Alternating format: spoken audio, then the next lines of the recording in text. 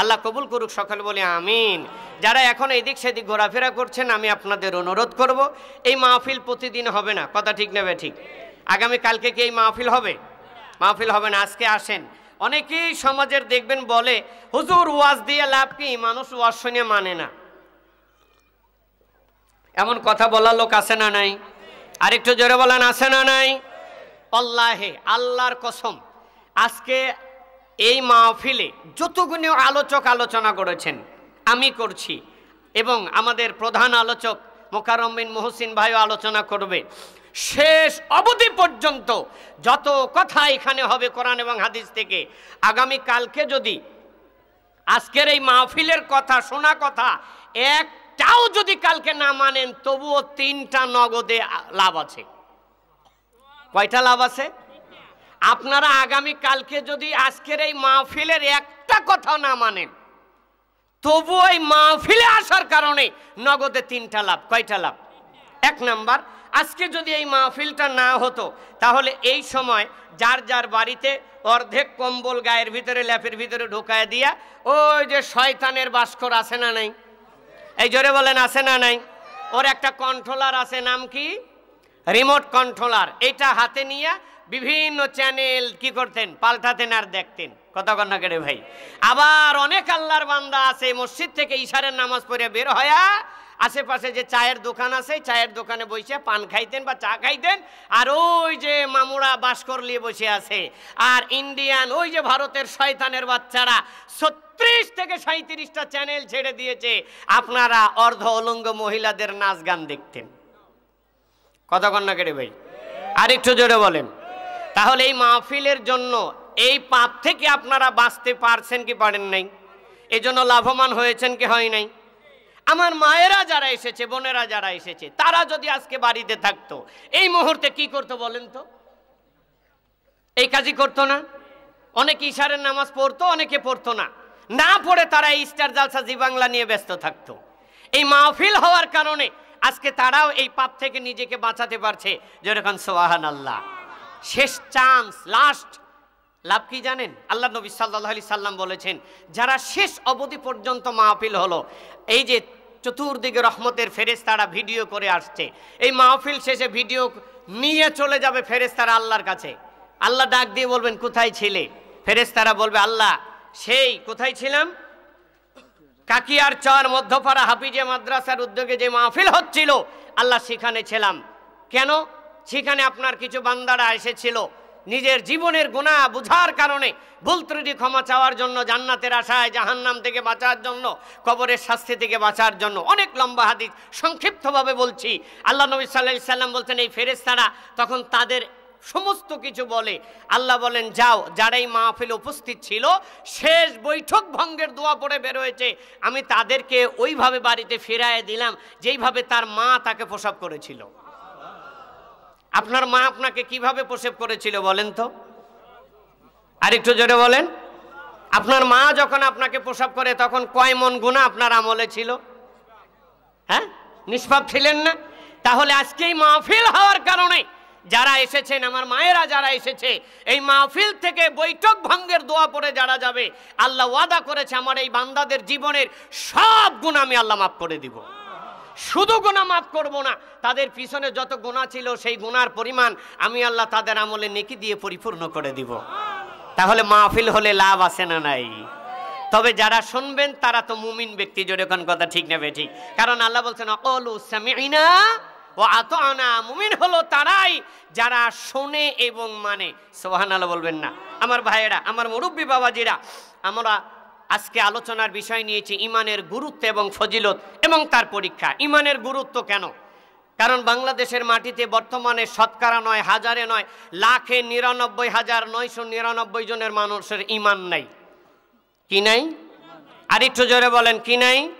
ইমান নাই। এখন অনেকের প্রশ্ন হতে পারে, হুজুর ইমান না থাকলে তাহলে মাহফিলে এত কষ্ট করে আসলাম কেন?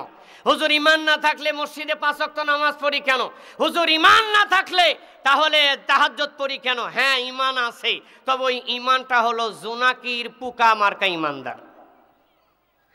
জোনাকি পোকা মার্কা বোঝেন? জোনাকি পোকা যখন রাত্রির গভীরে আলো দেয়, একটু জায়গাটা আলোকিত হয় না? এই জোরে বলেন, আলোকিত হয় না? আপনারা ওই রকম মাহফিলে এই যে এখন বসে আছেন, এখন মনে হচ্ছে জীবনে কোনোদিন আর নামাজ পড়া বাদ দিব না, আর জীবনে কোনোদিন পরের গীবত করব না, জীবনে আর কোনোদিন পরের অন্যায় করব না, ক্ষতি করব না, জীবনে কোনোদিন পরের জমির আইল ঠেলে নিজের জমির ভিতরে আনবো না। এমন হচ্ছে কি হচ্ছে না? এই মাহফিল থেকে বের হওয়ার পরে সব বন্ধ হয়ে যাবে। এই মাহফিলে যতক্ষণ বসে থাকবেন এতক্ষণ আপনার ওই জোনাকি পোকার আলোর মতো ইমান আলো ছাড়তে আছে, আর এই কারণে আপনার ইমানি চেতনা একটু বাড়ছে, ভালো লাগছে, কথাও ভালো লাগছে, শুনতেও ভালো লাগছে। মাহফিলের বাহিরে গেলে আর মনে থাকে না। মিশা কথা বললাম? এরপরে যখন আপনারা 5 ওয়াক্ত সালাত আদায় করেন মসজিদে, মসজিদে সালাত আদায় করা, মসজিদ কি ইবাদতের জায়গা না পাপের জায়গা? আরেকটু জোরে বলেন। আল্লাহ কোরআনে একটা সূরা দিয়েছেন 30 নম্বর পারার ভিতরে, যে সূরার নাম সূরা হুমাযা, আছে না নাই? আরেকটু জোরে বলেন। আল্লাহ বলছেন বিসমিল্লাহির রহমানির রহিম ওয়াইলুল লিকুল্লি হুমাযাতিল লুমাযা আল্লাযী জামাআ মালাও ওয়া আদ্দাদা। সুবহানাল্লাহ বলবেন না? আল্লাহ বলছেন নবী আপনি জানিয়ে দেন, যে ব্যক্তি কোরআনের একটি অক্ষর তেলাওয়াত করবে আমি আল্লাহ তার আমলনামায় 10টা নেকি দান করব। যে ব্যক্তি মনোযোগ সহকারে কোরআন তেলাওয়াত শ্রবণ করবে আমি আল্লাহ তার আমলনামায়ও প্রতি অক্ষরে 10টা করে নেকি দিব। তার মানে কোরআন শুনলেও লাভ, কোরআন তেলাওয়াত করলেও লাভ।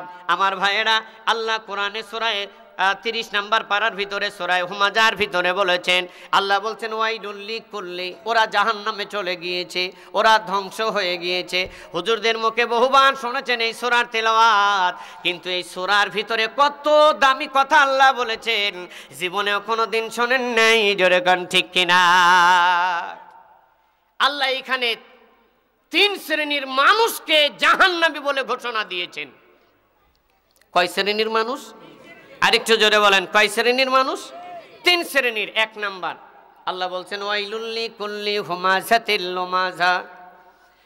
আল্লাহ বলছেন নবী আপনি জানিয়ে দেন ওরা ধ্বংস হয়ে গিয়েছে, ওরা জাহান্নামে চলে গিয়েছে। হুমাযাতিল লুমাযা, 1 নাম্বার হলো হুমাযা, 2 নাম্বার হলো লুমাযা। হুমাযা কারা আর লুমাযা কারা জানার দরকার আছে না নাই? আল্লাহ বলছেন নবী আপনি জানিয়ে দেন হুমাযা হলো ওই ব্যক্তি যে ব্যক্তি কোন মুসলমানকে কাউকে সামনাসামনি অপমান করে। জোরে কান নাউযুবিল্লাহ। কোন ব্যক্তিকে যদি আপনি অপমান করেন আল্লাহ বলছেন ও জাহান্নামে চলে গিয়েছে। অটোরিকশার ভাড়া 15 টাকা, রাত্রি 10টা বেজেছে, ভাড়া চেয়েছে 20 টাকা, 5টা টাকা বেশি যাওয়ার কারণে 2টা কথাও শোনায়া দিলেন, আবার মায়ের মুখী হয়ে গেলেন। এমন প্যাসেঞ্জার আছে না নাই? আর একটু জোরে বলেন, আছে না নাই? মুসলমান, এক কথাই হলো আপনি যদি কাউকে সামনাসামনি অপমান করেন, কোন কমিটি যদি কোনো ইমামকে, কোন মাদ্রাসার শিক্ষককে অপমান করে, কোন প্যাসেঞ্জার যদি কোনো গাড়ির ড্রাইভারকে অপমান করে, কোন কাস্টমার যদি কোনো কি করে, কোনো দোকানদারকে কি করে অপমান করে, কোনো দোকানদার যদি কাস্টমারকে অপমান করে, কোনো শাশুড়ি যদি বেটার বউকে অপমান করে, বেটার বউ যদি শাশুড়িকে অপমান করে, আল্লাহ বলেছেন ওয়াইলুল লিকুল্লি, ও ধ্বংস হয়ে গিয়েছে, ও জাহান্নামে গিয়েছে। হুমাযা, কাউকে সামনাসামনি অপমান করার কারণে। জোরে কান নাউযুবিল্লাহ। আল্লাহ বলছেন নবী আপনি জানিয়ে দেন ও ধ্বংস হয়ে গিয়েছে, ও জাহান্নামে চলে গিয়েছে। হুমাযাতিল লুমাযা, যে ব্যক্তি লুমাযা। সাহাবীরা বললেন আল্লাহর নবী লুমাযা কোন ব্যক্তি? আল্লাহর নবী বললেন লুমাযা ওই ব্যক্তি যেই ব্যক্তি অনুপস্থিতিতে কারোর নামে গীবত গায়। কি গায়? আরেকটু জোরে বলেন, কি করে? এখন আপনার মসজিদে যারা সালাত আদায় করে, সালাতের পরে কয়জন লোক গীবত ছাড়া আপনারা বিরত আছেন? এবার আপনারা ভাবেন। হ্যাঁ, ইমাম সাহেব সালাম ফিরে ঘুরে বসার আগেই একজন আর একজনকে ডাইকে সারা দুনিয়ার গীবত শুরু করে দেয়। কতক্ষণ না করে ভাই? আর এই গীবতকারী যদি এই অবস্থা হয় মসজিদে বসে, ওর কি ঈমান আছে? এই জোরে বলুন, ওর ঈমান আছে? এজন্যই বলছিলাম অধিকাংশ মানুষের ঈমান নাই। সূরা ইউসুফ 106 নম্বর আয়াত। কত নম্বর আয়াত? আল্লাহ বলেছেন যে অধিকাংশ মানুষের ঈমান নাই, নামাজ পড়ার পরে ঈমান নাই। রোজা করার পরেও ইমান নাই। আর এই ইমানগুলি না থাকার কারণ হলো আমাদের বাংলাদেশের মাটিতে ইমান ভঙ্গের কারণ কি, ইসলাম ভঙ্গের কারণ কি, এই বিষয়গুলি আলোচনা হয় না। জোরে কোন কথা ঠিক নেবে ঠিক? এগুলি আলোচনা হবে কোথা থেকে? মানুষ জানেই না আসলে ইসলাম ভঙ্গের কারণ আছে কি। যেমন আপনারা জানেন ওযু ভঙ্গের কারণ আছে না নাই, হজ ভঙ্গের কারণ আছে না নাই, রোজা ভঙ্গের কারণ আছে না নাই, এগুলি জানে। সবগুলি না জানলেও কিছু কিছু মানুষ জানে। কিন্তু যদি কাউকে প্রশ্ন করা হয়, বলেন তো ইমান ভঙ্গের কারণ কি, একটাও বলতে পারবেন নাকি? একটাও বলতে পারবেন না। ইমান ভঙ্গের কারণ কি? আমার সোনার ভাইয়েরা, এই ইমান ভঙ্গের কারণ কি না জানার কারণে ইমানের পরিচর্যা হয় না। জোরে কোন ঠিক কিনা? ইমান ভঙ্গের কারণ যদি মানুষ জানতো, ইমানের গুরুত্ব যদি মানুষ বুঝতো, তাহলে ইমান পরিচর্যা করতো, ইমান অর্জন করার চেষ্টা করতো। এই যে আমি এখানে আপনাদের এখানে এই যে বাস স্ট্যান্ড, এই বাস স্ট্যান্ডের নাম কি? কুয়ারপাড় নাকি কোরপাই। এই কোরপাই বাস স্ট্যান্ডে মনে করেন আগামীকাল সকালবেলা বা আজকে বিকালবেলা যদি কোনো মানুষ বাসের সাথে অ্যাক্সিডেন্ট হতো, আপনারা যদি ওই জায়গায় প্রেজেন্ট থাকেন, একটা মানুষ অ্যাক্সিডেন্ট হয়েছে, অ্যাক্সিডেন্ট হয়ে হাত ভেঙে গিয়েছে, পা ভেঙে গিয়েছে, শরীরের অনেক জায়গায় ক্ষত হয়ে গিয়েছে, কিন্তু মানুষটা বেঁচে আছে। আচ্ছা বলেন তো এই মানুষটাকে মেডিকেলে নিবে কি নিবে না? আর একটু জোরে বলেন, নিবে কি নেবে না? তার মানে এই কারণে নিবে, হাত না থাক, পা না থাক, চোখ না থাক, শরীরের দামি দামি জায়গা যতই হানি হয়ে যাক, রুহু থাকার কারণে মানুষটার চিকিৎসার ব্যবস্থা করবে। কতক্ষণ ঠিক কিনা? আবার ওই রোডে যদি কোনো গাড়ির আঘাতে একটা মানুষ রাস্তায় পড়ে আছে, হাতও ভাঙে নাই, পাও ভাঙে নাই, শরীরের কোথাও বড় ধরনের আঘাত পায় নাই, কিন্তু হাতে দিয়ে দেখে না কেনে ব্লাড, হাতে দিয়ে দেখে নড়ে না, তার মানে মানুষটা ডেড বডি হয়ে গিয়েছে, মানুষের শরীরটা সুস্থ আছে কিন্তু রুহ নাই। আচ্ছা বলেন তো এই মানুষটার চিকিৎসার দরকার আছে না নাই? এই মানুষটাকে কি চিকিৎসার জন্য মেডিকেলে কেউ নিবে নাকি? ও সোনার ভাইয়েরা, আমাদের ওই রকম হাত আছে, পা আছে, চোখ আছে, দাড়ি আছে, টুপি আছে, নামাজ আছে, রোজা আছে, হজ আছে, যাকাত আছে, কিন্তু একটা জিনিস না থাকার কারণে তার চিকিৎসা চলছে না, তার নাম হলো ঈমান। এই কারণে বাংলাদেশের মানুষ ঈমানের গুরুত্ব বোঝে না, জানার চেষ্টাও করে না। জোরে কোন ঠিক কিনা? এর বাস্তব কারণ হলো সূরা বাকারার একটা আয়াত বাংলাদেশে আলোচনা নাই। কয়টা আয়াত? একটা। এই আয়াতটার নাম্বার হলো, আজকে যায় পড়বেন, আমি বললেই যে হবে এটা কিন্তু তা নয়। আজকে বাড়িতে গিয়ে যদি তাফসির ইবনে কাসির থাকে, এর বিস্তারিত তাফসির আপনারা পড়বেন। শুধু যদি না থাকে, শুধু তরজমা কোরআনও যদি থাকে, তাহলে আয়াতের সরল ব্যাখ্যা পড়বেন। সূরা বাকারা আয়াত নাম্বার 177। কত নাম্বার আয়াত? আর একটু জোরে বলেন, কত নাম্বার আয়াত? আপনি যদি কবরে ঈমান নিয়ে যেতে চান, 100% ঈমান নিয়ে যদি কবরে যেতে চান, মুমিন হয়ে যদি আপনি কবরে যেতে চান, তাহলে সূরা বাকারার 177 নম্বর আয়াত আপনারা জীবনে বাস্তবায়ন করা লাগবে। আল্লাহর নবীর একজন সাহাবী নাম যার আবু যর গিফারি, নাম শুনছেন নাকি? আর একটু জোরে বলেন, শুনছেন নাকি? আবু যর গিফারি রাদিয়াল্লাহু আনহু বলেন, আমি আল্লাহর নবীর কাছে গিয়ে বলছি, ইয়া রাসূলুল্লাহ, ঈমান কি জিনিস, ঈমান কি একটু বলবেন নাকি? ঈমান সম্পর্কে একটু বলেন। আবু যর মনে মনে ভেবেছিল ঈমান দেখানো যায়, যেমন আমাদের সমাজের এক শ্রেণীর মানুষ 22 হাত পাগড়ি মাথায় দিয়া ঈমানদারিতা ঈমান দেখায়। জোরে গান ঠিক কিনা? আপনাদের এলাকায় আছে কিনা আমি জানি না। হ্যাঁ, লম্বা টুপি, লম্বা দাড়ি, 22 হাত পাগড়ি মাথায় দিয়া, লম্বা জুব্বা পইড়া, বড় একটা তসবি দানা নিয়ে রাস্তায় হাঁটে আর গড়ে, দেখলে মনে হয় আজগবি আলাইহিস সালাম। এই জোরে কোন কথা ঠিক নেবে ঠিক? দেখলে মনে হয় জান্নাত থেকে পলায় আইছে, অথচ দুনিয়ার আকাম কুকাম সব ওর ভিতরে আছে। জোরে কোন কথা ঠিক নেবে ঠিক? ও আমার ভাইয়েরা, আমার মায়েরা, আবার আমার অনেক মা বোনেরা আছে না বুঝার কারণে অনেক সময় বলে থাকে, নামাজ না পড়লে কি হবে, ঈমান ঠিক আছে। এই মহিলা মনে হয় এলাকায় নাই, এলাকায় আছে। আরে কত বড় কথা, কত বড় জাহিলিয়াতি কথা, নামাজ না পড়লে ঈমান ঠিক আছে। আচ্ছা বলেন তো, নামাজ না পড়লে তার ঈমান থাকে নাকি? আর একটু জোরে বলেন, থাকে নাকি? আল্লাহ নবী বলছেন, বাইনাল আবদি ওয়া বাইনাল কুফরি, একজন মুসলমান আর একজন কাফেরের মাঝে পার্থক্য সালাত। যেই ব্যক্তি সালাত আদায় করলো মুসলমান, যে নামাজ পড়ে না ও হলো কাফের। কতক্ষণ ঠিক না ঠিক?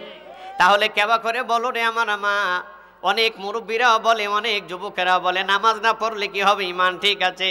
নামাজ না পড়লে ওর মুসলমানিত্বই নাই। যার নামাজ নাই তার কোনো ধর্ম নাই। জোরে কোন ঠিক কিনা? আমার ভাইয়েরা, আল্লাহ নবী বলছেন যেই ব্যক্তি দুনিয়ার বুক থেকে বেনামাজি অবস্থায় মারা যাবে, বিচারের ময়দানে বেনামাজির হাসর হবে ফেরাউনের সাথে। কার সাথে? আর একটু জোরে বলেন, কার সাথে? বেনামাজির হাসর হবে ফেরাউনের সাথে, নমরুদের সাথে, আবু জেহেল আবু লাহাবের সাথে, দুনিয়ার সবচেয়ে বড় বড় কাফেরের সাথে বেনামাজির হাসর হবে। তাহলে কেমনে কোন লজ্জায় বলে নামাজ না পড়লে কি হবে, ইমান ঠিক আছে? এটা হওয়ার মূল কারণ হলো বর্তমানে সমাজপতি আর হুজুরেরা, জোরে কোন ঠিক কিনা? কিভাবে? সমাজে 100 ঘর আছে, দেখবেন তার শতকরা 80% পরিবারের লোক নামাজ পড়ে না। এই কতক্ষণ ঠিক নেবে ঠিক? শতকরা 80% পরিবারে নামাজ পড়ে না, অথচ সমাজপতিরা কোনো ভরক্ষেপ নেয় না, কোনো খোঁজ খবর নেয় না কে নামাজ পড়লো আর কে না পড়লো। আর হুজুর তো আছে এই চাকরির ভয়।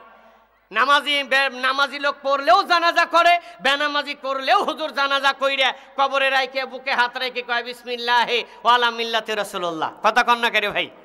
একথা হুজুরেরা বলে চাকরির ভয়ে। হুজুর তুমি মইরে দেখো তোমার কপালে কি আছে। হ্যাঁ, জীবনে নামাজ নাই, রোজা নাই, আদব নাই, কায়দা নাই, দুনিয়ায় বেঁচে থাকতে করে আমলিগ, বিএনপি, জামাত, জাতীয় পার্টি, নকশাল, জাসদ, ফাসদ আছে না নাই?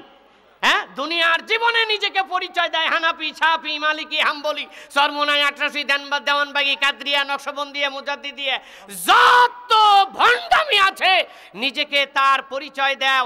আর মরার পরে হুজুর তুমি কত বড় জাহেল, কত বড় মিথ্যুক, এই ভ্রান্ত আকীদার মানুষের গায়ে হাত দিয়ে বলো ওয়ালা মিল্লাতে রাসূলুল্লাহ। নবী তোমার মরা লাশ নিয়ে পূজা দিবে বেটা? হ্যাঁ, জীবনে কোনোদিন নবীর তরিকা খোঁজার চেষ্টা করো নাই, নবীর তরিকায় কোনোদিন জীবন চালানোর চেষ্টা করো নাই, মরার পরে বলছো যাও তোমাকে নবীর তরিকায় ঢুকে দিলাম। এতই সহজ? এগুলি হওয়ার মূল কারণ একটাই, সমাজ সংযত হচ্ছে না। যেরকম কথা ঠিক নেবে ঠিক? সবাই আছে যার যার ধান্দায়, সবাই আছে নিজের আখের গুছানো, এছাড়া কেউ কারোর ভালো চায় না। আল্লাহ সকলকে বোঝার তৌফিক দান করুক, আমিন। আমার সোনার ভাইয়েরা, আবু যর গিফারি রাদিয়াল্লাহু আনহু বলছেন, আল্লাহর নবী আপনি ইমান কি, ইমান কেমন, ইমান সম্পর্কে একটু বলেন। আল্লাহ নবী এই সূরা বাকারার 177 নম্বর আয়াত তেলাওয়াত করে শোনালেন। তার আগে আমি আপনাদের আরেকটু ইমানি চেতনা বাড়াতে চাই। ইমানের চেতনা বাড়াতে রাজি আছেন সবাই? আরেকটু জোরে বলেন, রাজি আছেন সবাই? আল্লাহর কোরআনে বিশ্বাস করো নাই, আল্লাহর কোরআনে বিশ্বাস করো নাই, ধর্মের দিন শেষ কেউ কেউ বলে তাই, একদল বলে ওটা পচাবাসি তুচ্ছ, সরকারে ফরমানে কাটে ওই পুচ্ছ, পাইবের সারো যদি হয় কারো দরকার, আইনের জালসায় নিরপেক্ষ সরকার, মার খাবে মোল্লারা ফের যদি বের হও, ইমামতি নিয়ে শুধু মসজিদে চুপ রও। আর একটু জোরে বলেন, মারা খাবে মোল্লারা ফের যদি বের হও, ইমামতি নিয়ে শুধু মসজিদে চুপ রও। চারিদিকে বাজিতেছে মাইকের চুঙ্গা, কোরআনের পাতা হলো বাজারের ঠোঙ্গা, ভিক্ষে তেলাওয়াত কেউ করে বাজারে, রাগ করে ফেলে কেউ পায়খানা মাঝারে। হে ধর্ম কথা কও চুপ কেন রইলে, কার দোষে তুমি আজ শক্তিহীন হইলে। হিন্দুর পূজা হয় মেলা উপলক্ষে, ধুমধাম বেশি চলে মুসলিম পক্ষে। হিন্দুর পূজা হয় মেলা উপলক্ষে, ধুমধাম বেশি চলে মুসলিম পক্ষে। মসজিদ মাদ্রাসা কাজে পরিশূন্য, গরু ভেড়া শুয়ে থাকে ওই বুঝি পুরনো। গাও ফের মুহাজির বীরবাহু বাংলার, নারায়ে তাকবীর আল্লাহু আকবার, লিল্লাহে তাকবীর। আর ভোল্টেজ হয় না ভাই? ফুল ভোল্টেজ হয়েছে? কয়দিন আগে যে আপনারা 5 টাকার চায়ের 1 কাপ চা নির্বাচনের খায়া তকবীর দিয়েছেন, কত জোরে মনে নেই? হ্যাঁ, অনেকেই লুঙ্গি মাথায় বাই দিয়ে তকবীর দিছে। এ কথাক্ষণ ঠিক না ঠিক? তো ওই তকবীরের দাম বেশি না আল্লাহর তকবীরের দাম বেশি? আর একটু জোরে বলেন, জোরে হবে তো ইনশাল্লাহ। দুনিয়ার মুসলিম এক হয়ে যাও, কোরআনের আইনে জীবন গড়াও, কতক্ষণ ঠিক কিনা? দুনিয়ার মুসলিম এক হয়ে যাও, কোরআনের আইনে জীবন গড়াও, রসুল করিমকে নেতা মেনে শাসন চালাও, সবখানে জীবন সুন্দর, সুখী হবে তোমার, সুখী হবে তোমার দুজাহান। উত্তম নেতা ছিলেন হযরত আবু বকর, তারপরে নেতা হলেন হযরত ওমর, কতক্ষণ ঠিক কিনা? তারাও নেতা, আঙাগড়েও নেতা। আমারে নেতা 6 মাস আগে মেম্বার হইছে, কোলাকুলি করা যায় না, পেটে বুকের আগেই পেট থাকে, কতক্ষণ নাকি? চেয়ারম্যানের বয়স 6 মাস, পেট হইছে 11 মাইসা, তার মানে যা পায় সব খায়। আর এই চোর বানানোর দায়িত্ব কিন্তু আপনারা, কতক্ষণ ঠিক কিনা? গাজীপুর শ্রীপুরে আমি গেছিলাম, আমার পাশেই একজন মসজিদের মুসল্লি মেম্বারি নির্বাচন করে 1 কোটি টাকা ফোড়াইছে। কয় টাকা? মেম্বারি নির্বাচন 1 কোটি টাকা। তাহলে ও চোর হবে না কি আর কেউ আকাশ থেকে ফাইটে আইছে চোর হবে? আল্লাহ হেফাজত করুক, সকলে বলি আমিন। উত্তম নেতা ছিলেন হযরত আবু বকর, তারপরে নেতা হলেন হযরত ওমর। উটের পিঠে রেখে চাকর, উটের পিঠে রেখে চাকর, নেতা হয়ে রশি টানে জীবন সুন্দর, সুখী হবে তোমার, সুখী হবে তোমার দুজাহান। লিল্লাহি তাকবীর। সবাই বলেন নাই? আপনারা বুঝেন না যে এই তাকবীরের দাম কত? হাদিসটা বলেই দেই। হাদিসে কুদসি আল্লাহ নবী সাল্লাল্লাহু আলাইহি সাল্লাম বলেছেন, তাকবীরাতুন ওয়াহিদাতুন খায়রুম মিনাদ দুনিয়া ওয়া মা ফিহা।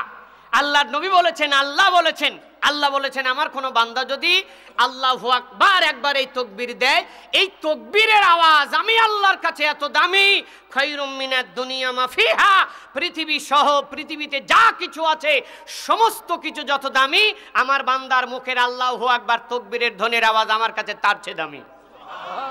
তাহলে এবার দুটি হাত তুলে আল্লাহকে দেখায় একটু সমস্ত আবেগ উজাড় করে তাকবীর দেওয়া যাবে তো ইনশাআল্লাহ?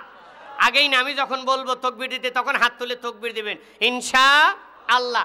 জোরে তাকবীর দিলে আরো 2টা লাভ আছে। 1, তাকবীরের আওয়াজ যত দূর যাবে শয়তান এই এরিয়ার ভিতরে থাকতে পারবে না। 2, বিড়ি খায়া খায়া সারা জীবন কলজের ভিতরে যত ধোঁয়া ছেড়া জমায়ে রাখছেন, তাকবীর যত জোরে দিবেন তত ময়লা অন্তর থেকে বের হয়ে যাবে, ঈমানি চেতনা বেরিয়ে যাবে ইনশাআল্লাহ। জোরে হবে তো ইনশাআল্লাহ। আর ঘুমায়ো না নয়ন মেলিয়া, আর ঘুমায়ো না নয়ন মেলিয়া, অলসতার জালে এমনি করে সবকিছু তোর চলে গেল রসাতলে, অলস্য জনতা করি পরিহার, গাও দেখি একবার সময় ভীষণ কঠিন এখন, হে মুসলিম হুঁশিয়ার হুঁশিয়ার হুঁশিয়ার, তাকবীরের ওই বজরুনি না দে কাটাও বিশ্ব দুর্বিমান, তুমি যে খালিক তারিক মুসা, তুমি যে আলী হায়দার, সময় ভীষণ কঠিন এখন, হে মুসলিম হুঁশিয়ার হুঁশিয়ার হুঁশিয়ার। লিল্লাহি তাকবীর। আল্লাহ কবুল করে নাও, সকলে বলি আমিন। ও সোনার ভাইয়ারা, আমার কলিজার টুকরা মা বোনেরা, ইমান কি ও কেন, ইমানের গুরুত্ব এবং ফজিলত হৃদয়ের কান দিয়ে শুনবেন। আল্লাহর নবীর সাহাবী আবু যর গিফারি রাদিয়াল্লাহু আনহু বলছেন, আল্লাহর নবী ইমান কি জিনিস, ইমান কি, ইমান সম্পর্কে আলোচনা করুন, ইমান সম্পর্কে জানান। সঙ্গে সঙ্গে আল্লাহর নবী সূরা বাকারা 177 নম্বর আয়াত তেলাওয়াত করে বললেন, আল্লাহর নবী বললেন, আল্লাহর নবী সাল্লাল্লাহু আলাইহি সাল্লাম বললেন, ওয়ালাকিন্নাল বিররা মান আমানা বিল্লাহি।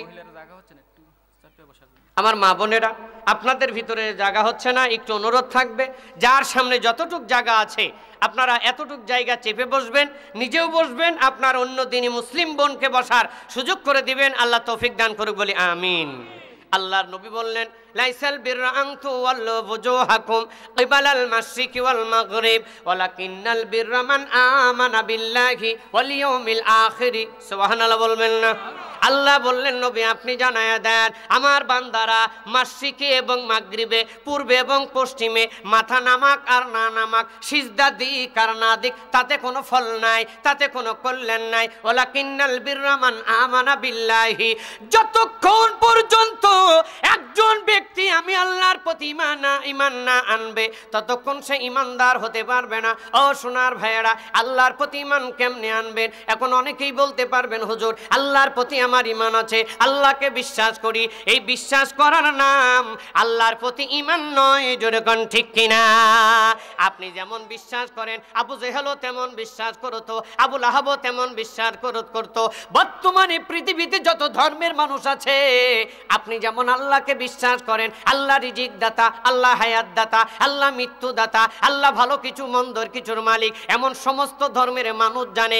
কিন্তু এইটা মানুষ জানে না আমি যা করি ভালো হোক আর মন্দ হোক আল্লাহ এইটা দেখে, এইটা মানুষ বোঝে না, যেমন আপনিও বুঝেন না। জোরে কান ঠিক কিনা?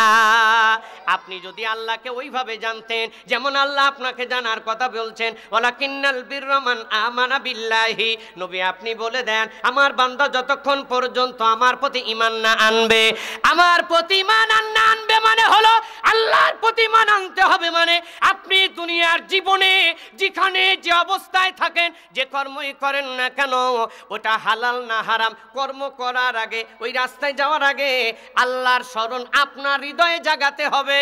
জোরে কোন ঠিক কিনা? এই জন্য আল্লাহ বলছেন বিসমিল্লাহির রহমানির রহিম, ইয়া আইয়ুহাল্লাযীনা আমানু উযকুরুল্লাহা যিকরান কাসীরা। আল্লাহ বলছেন বান্দারা, ও আমার ঈমানদার বান্দারা, সর্ব অবস্থায় আমি আল্লাহর জিকির করো, আমি আল্লাহকে স্মরণ করো। দুনিয়ার মানুষ আল্লাহর জিকির না বোঝার কারণে আজকে বর্তমান সমাজে জিকিরের কিছু কোয়ালিটি দেখা যায়। কতক্ষণ ঠিক না ঠিক? আমি গত 2 বছর আগে, 2 থেকে 3 বছর হবে, আমি সিরাজগঞ্জে একটা মাহফিলে যাচ্ছিলাম। টাঙ্গাইল জেলার শেষের দিকে যমুনা সেতু পাওয়ার আগে একটা স্থান আছে এলেঙ্গা নাম, আপনারা অনেকেই চিনেন, ভুয়াপুরের রোডে। হ্যাঁ, যে মুরব্বী চিনতে পারছে। তো ওই এলেঙ্গাতে প্রত্যেকটা নর্থ বেঙ্গলের গাড়ি দাঁড়ায়, সেটা ভিআইপি হোক আর লোকাল হোক। তো আমি যে গাড়িতে উঠেছি ওই গাড়িটা দাঁড়িয়েছে, জানালা খোলা, মাইকের আওয়াজ আসছে। তো আমি একটু আওয়াজটা শুনলাম, দেখি কি বলে। তখন কি বলে এটা আমার আবার মুখস্থ হয়ে গেছে, শুনবেন আপনারা।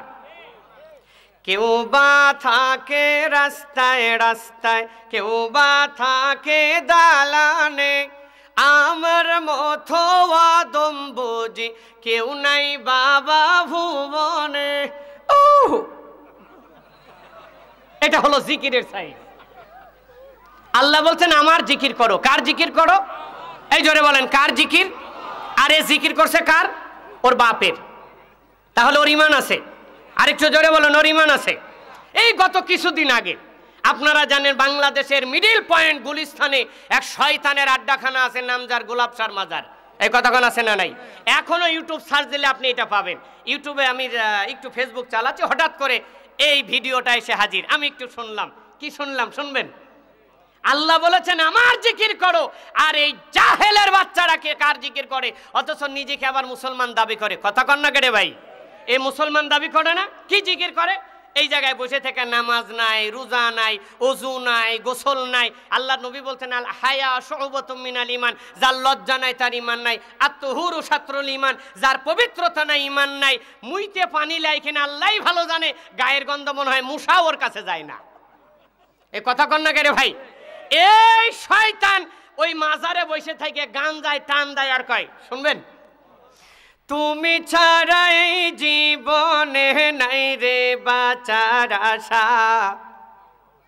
এভাবেই, তুমি ছাড়া এই জীবনে নাই রে বাঁচার আশা, তুমি আমার আশার বাবা, তুমি ভরসা ও গোলাপ শাহ। নাউজুবিল্লাহ, যারা কয় নাই তারা মনে হয় গোলাপ শাহর মুরিদ। নাউজুবিল্লাহ জোরে কন না রে ভাই। এ কথা বলা যাবে নাকি বলেন? আর এই কথা যদি বলে তার ইমান থাকবে নাকি? জোরে খন। ও সোনার ভাইয়েরা, আমার কলিজার টুকরা মা বোনেরা, এটা তো গুলাবশান মাজারের কথা। আপনি মরার সময় ইমান নিয়ে মরতে পারবেন না। আপনার বাপও মনে হয় মরতে পারে নাই, আপনার দাদা মনে হয় মরতে পারে নাই। আজকের এই ওয়াজ যদি কাজে না লাগান, আপনারা তওবার পরে নামাজ সালাম ফিরার পরে একটা তওবা পড়েন, সংক্ষিপ্ত তওবা, আস্তাগফিরুল্লাহ পড়েন কি পড়েন না? আর একটু জোরে বলেন, পড়েন কি পড়েন না? আত্মীয় স্বজন যদি অসুস্থ থাকে, অনেক আত্মীয় স্বজন আছে পাশে দাঁড়ায়া পাশে বসে তওবা পড়ায়, আছে না নাই? তাকে তওবা পড়ায়, কিন্তু জানে না তওবার নামে কি পড়ালো, জীবনে কেউ বলার চেষ্টাও করে না। আমি আপনাদের একটু তওবার দোয়াটা শিখাই, শিখতে রাজি আছেন কিনা? আপনারা যদি না শুনেন না যদি শিখেন রে আমার বাবাজি, আল্লাহর কসম তওবা পড়েও বেঈমান হালতে মরা লাগবে। জোরে কন নাউজুবিল্লাহ। এখন তওবা পড়ে কি বেঈমান হয়ে মরতে চান? এই জোরে বলেন, মরতে চান? আমি আপনাদের বলছি, হৃদয়ের কান দিয়ে শুনবেন। আপনারা যখন তওবা পড়েন বলেন আস্তাগফিরুল্লাহ ওয়া আতুবু ইলাইহি, পড়েন কি পড়েন না? জোরে বলেন, পড়েন কি পড়েন না? কি পড়লেন? আমি বানান করে দিচ্ছি। হামজা সিন জাবর আস, তা কাব জাবর তাক, আস্তাক। বাংলাতে বলি সরেয়া দন্তের স, তয়াকার ক তাক, আস্তাক ফিরুল্লাহ। পড়েন কি পড়েন না? আর সঠিক উচ্চারণ হবে কি? হামজা সিন জাবর আস, তা গইন জাবর তাক, আস তাক। অর্থ হবে আমি ক্ষমা চাচ্ছি আল্লাহর কাছে। আস তাক ফিরুল্লাহ, আমি ক্ষমা চাচ্ছি কার কাছে? এই জোরে বলেন, কার কাছে? বাংলা দিয়ে বলি সরিয়া দন্তের স আস, তয়াকার গ, কি হলো? একটু সবাই মিলে উচ্চারণ করেন। সরিয়া দন্তের স কি হলো? তয়াকার গ কি হলো? তাক, আস তাক ফিরুল্লাহ। অর্থ হলো কি? আমি ক্ষমা চাচ্ছি আল্লাহর কাছে। আর আপনি বলেন কি? আস্তাগফিরুল্লাহ। সরিয়া দন্তের স আস, তয়াকার ক তাক, আস্তাগফিরুল্লাহ। অর্থ হলো কি? আমি কাফের হতে চাচ্ছি আল্লাহর কাছে। আমি ওনায় বুঝাতে পারিনি, আমি আপনাদের দুঃখিত। 1999 জন মানুষ ইমান নিয়ে মরতে পারে না। এবার বুঝতে পেরেছেন? এখন আপনি বলেন, আপনি আল্লাহর কাছে ক্ষমা চাচ্ছেন না মরার সময় আপনি কাফের হয়ে মরার প্রার্থনা করছেন? এবার আপনি বলেন। এইটা যদি আপনি সংশোধন করতে চান, তাহলে আপনাদের জন্য আমি একটা খেদমত নিয়ে হাজির হয়েছি। যাওয়ার সময় একটা কফি নিয়ে যায়েন। আমি 2008 সালে শিক্ষক ট্রেনিং দিয়েছিলাম। কত সালে? আমাদের যিনি শিক্ষক ছিলেন তিনি আমাদের ওসিয়ত করেছিলেন যে আপনাদের সকলের প্রতি আমার একটা অনুরোধ, বাংলাদেশের মাটিতে অবহেলিত একটা জাতি, সেটা হলো বৃদ্ধরা, মুরব্বীরা। এরা বাড়িতে দাম পায় না, সমাজে দাম পায় না, এরা ইলম শিক্ষার জায়গাও পায় না। তাই আপনারা যেখানে যে মসজিদ মাদ্রাসায় থাকেন, আপনাদের প্রতি অনুরোধ এই বয়স্ক মানুষদেরকে একটা কোরআন শিক্ষার ব্যবস্থা রাখবেন। আমি 2008 সাল থেকে 2020 সাল পর্যন্ত যতগুলি মসজিদে দায়িত্ব পালন করেছি, এশারের সালাতের পরে 1 ঘন্টা ফ্রি সার্ভিস, টাকা ছাড়া কোরআন শিক্ষা দিয়েছি। আমি খুতবায় দাঁড়িয়ে বলেছি আপনাদের টাকা লাগবে না। কেন বলেছি? টাকার কথা বললে আমি জানি অনেক আল্লাহর বান্দা আছে ইশারের নামাজেই আসবে না। জোরে বলেন কথা ঠিক কিনা? বাঙালির বড় আজব জন্তু, জীবন দিতে রাজি, টাকা দিতে রাজি নাই। এই কারণে আমি বলছি 1 টাকাও লাগবে না, আমি ফ্রিটা আপনাদের কোরআন শিক্ষা দিব। 2008 সাল থেকে 2020 সাল পর্যন্ত আমি এই খেদমত করেছি। মাহফিলের ব্যস্ততার কারণে বিভিন্ন দেশে যেতে হয়, বিভিন্ন এলাকায়, ডিস্ট্রিক্টে। আমি এই দায়িত্ব আর পালন করতে পারি না 20 সাল থেকে। আল্লাহর কাছে সাহায্য চাইলাম, আল্লাহ এমন কি একটা খেদমত আমি জাতির সামনে তুলে দিতে চাই, যাতে যারা ব্যস্ততার কারণে কোরআন শিখতে পারে না, লজ্জা করে কোরআন শিখতে পারে না, বয়স হয়ে গিয়েছে এই কারণে, অনেকে ব্যবসা বাণিজ্যের কারণে শিখতে পারে না, অফিস আদালতে চাকরি করে এই কারণে শিখতে পারে না। আল্লাহ আমি এমন একটা খেদমত মানুষের সাথে তুলে দিতে চাই, যাতে যে অবস্থায় থাক, যেই বয়সেরই হোক না কেন, অন্তত পক্ষে সবাই শেষ জীবনে হলেও কোরআনের ছাত্র হয়ে কোরআন ও শিক্ষা অর্জন করে কবরে যেতে পারে। আল্লাহ তুমি আমাকে সেই তৌফিক দাও। আমি 2 বছর গবেষণা করে আপনাদের জন্য একটা খেদমত নিয়ে হাজির হয়েছি, যেই বইটার নাম আমি দিয়েছি কোরআন সহি শুদ্ধভাবে কোরআন ও দোয়া শিক্ষার সহজ উপায়। এই বইটার ভিতরে একেবারে আরবি উচ্চারণ যা আছে আমি বাংলাকে সেইভাবে উচ্চারণ করেছি। আমার বইটার ভিতরে 5টা অপশন আমি দিয়েছি। 1 এই বইটাতে আপনি এই বই পড়ে একাই কোরআন শিখতে পারবেন, হুজুর লাগবে না, উস্তাদ লাগবে না, যা যা প্রয়োজন আমি তাই দিয়েছি। 2, এই বইটার ভিতরে আমি দিয়েছি কিভাবে আপনি রাসূল সাল্লাল্লাহু আলাইহি সাল্লামের শিখানো সালাত, তায়াম্মুম এবং ওযু শিখবেন। 3, আমি দিয়েছি আল্লাহর নবীর শিখানো সালাত কিভাবে শিখবেন, এই বইটার ভিতরে আপনি পাবেন ইনশাআল্লাহ। 4, এই বইটার ভিতরে আমি দিয়েছি আল্লাহর নবী ফরজ সালাতের পরে যে মাসনুন দোয়াগুনি পড়তেন আমি লিখে দিয়েছি বাংলা ভাষা সহ। এরপরে 5 নম্বর আমি এই বইটাতে দিয়েছি 15টা ছোড়া। আমি সবচেয়ে বড় যে কাজ করেছি, আগে আরবি লিখেছি, এরপরে আরবিকে বাংলা দিয়ে নকল করেছি। আরবি উচ্চারণ যা হবে হুবহু বাংলা দিয়ে আমি তাই উচ্চারণ করেছি। 100 টাকা দাম, মাহফিলে যাওয়ার সময় নিয়ে যান, আমি মনে করি আপনার 100 কোটি টাকা লাভ হবে ইনশাআল্লাহ। যদি কেউ নেওয়ার পরে লাভ না হয়, পরে দেখবেন আপনার আমার প্রতি ইমানি দাবি থাকবে, আমার বইটা যেই নেবেন ফার্স্ট টু লাস্ট পড়বেন, এটা আমার দাবি। পড়ার পরে যদি দেখেন না এই বই পড়ে কিছু পাই নাই, আমার নাম্বার আছে, আপনি ফোন দিয়ে আপনার টাকা রিটার্ন দেবো ইনশাআল্লাহ। কারণ এই বই থেকে আপনি তওবার দোয়া সঠিকভাবে উচ্চারণ করতে পারবেন। জীবনের শেষ মুহূর্তে আপনি তওবা যদি সঠিকভাবে উচ্চারণ করতে পারেন, ঈমান নিয়ে কবরে যেতে পারবেন। জোরে কোন কথা ঠিক নেবে ঠিক? আমার সোনার ভাইয়েরা, আল্লাহর নবী বলছেন, আল্লাহ বলছেন নবী আপনি জানায়া দেন কি, যেই ব্যক্তি ঈমান নিয়ে কবরে যেতে হবে, ওয়ালাকিন্নাল বিররা মান আমানা বিল্লাহি, ও যেন আমি আল্লাহর প্রতি ঈমান আনে। আর আমি আল্লাহর প্রতি ঈমান আনে মানে আপনি দুনিয়ার জীবনে বাড়িতে বলেন, মসজিদে বলেন, ব্যবসা বাণিজ্য বলেন, জমিতে বলেন, ক্ষেত খামারে বলেন, গাড়ির ড্রাইভিংয়ে বলেন, শিক্ষা অফিসার শিক্ষা জীবনে বলেন, দুনিয়ার যে কোনো জায়গায় আপনি যে অবস্থায় থাকেন না কেন, যে কর্মই আপনি করেন না কেন, ওই কর্ম করার আগে আগে কাকে স্মরণ করা লাগবে? আর একটু জোরে বলেন কাকে? এর নাম হলো আল্লাহর প্রতি ঈমান আনা। এরপর নাম কি? আল্লাহকে আপনি বিশ্বাস করেন, কিন্তু আপনি মসজিদ থেকে বের হয়ে আপনার পকেটে যে ব্যঞ্জন সিগারেট বা কানু বিড়ি যা যাই থাক, মসজিদ থেকে বের হয়ে বিড়ি খাওয়া শুরু করছেন, বলেন তো আপনার ঈমান আছে? আরেকটু জোরে বলেন আপনার ঈমান আছে? আপনি ফরজ সালাতে দাঁড়াচ্ছেন, নামাজ পড়ে নামাজে দাঁড়িয়ে আল্লাহর সামনে দাঁড়িয়ে বলছেন ইয়াকা নাবুদু ওয়া ইয়াকা নাস্তাঈন। কি বললেন জানেন? আল্লাহ একমাত্র আপনার ইবাদত করি, একমাত্র আপনার কাছে সাহায্য চাই। ইহদিনাস সিরাতাল মুস্তাকিম। আল্লাহ বলেন বান্দা কি চাও বলো, তখন আপনি বলেন আল্লাহ আমাকে সঠিক পথে চালাও। কি পথে চালাও? সিরাতে মুস্তাকিমের পথে চালাও। এখন আপনি আল্লাহর কাছে সিরাতে মুস্তাকিম চাইয়া মসজিদ থেকে বের হয়ে বাড়িতে যায় হাকিম বুড়ি, শাহজাদি, ভিজাফাতি, কুত্তার গু যত আছে জড়ায় খাওয়া শুরু করছেন। আচ্ছা বলেন তো আপনার ঈমান আছে নাকি? আরেকটু জোরে বলেন আপনার ঈমান আছে? এই জন্য কবি সুন্দর করে বলেছেন। এরপরে আপনি কি করলেন? আল্লাহর সামনে দাঁড়ায় বলছেন আল্লাহ আপনি আমাকে সঠিক পথে চালান। আপনি বাহিরে যায়া বাড়িতে যায়া জায়নামাজ থেকে সরে আপনি স্টার জলসা জি বাংলা দেখা শুরু করছেন।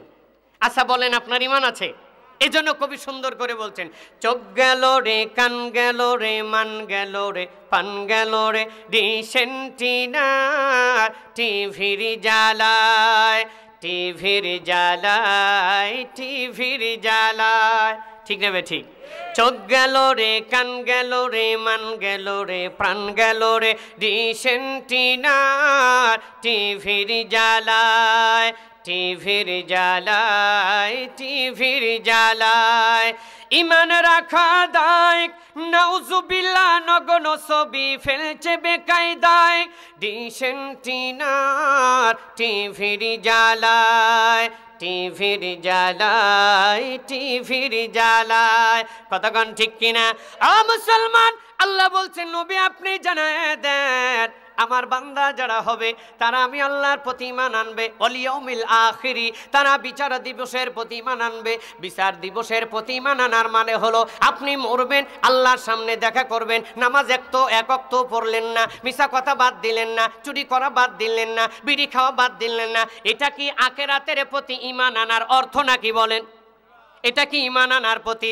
ওয়াল ইয়াউমিল আখিরি, আপনাকে পরকালের প্রতি ঈমান আনতে হবে। পরকালের প্রতি ঈমান আনার অর্থ হলো বিচারের দিবসে দুনিয়ার জীবনে আপনি যা যা করেছেন, আপনি যা যা করবেন সব হিসাব দেওয়া লাগবে। আর ওই পরকালের কথা বিশ্বাস করে নিজের জীবনটাকে খারাপ কাজ থেকে বিরত রাখতে হবে। পাপ করা যাবে না, অন্যায় কাজে যাওয়া যাবে না, মন চাইলেই খারাপ কিছু করা যাবে না।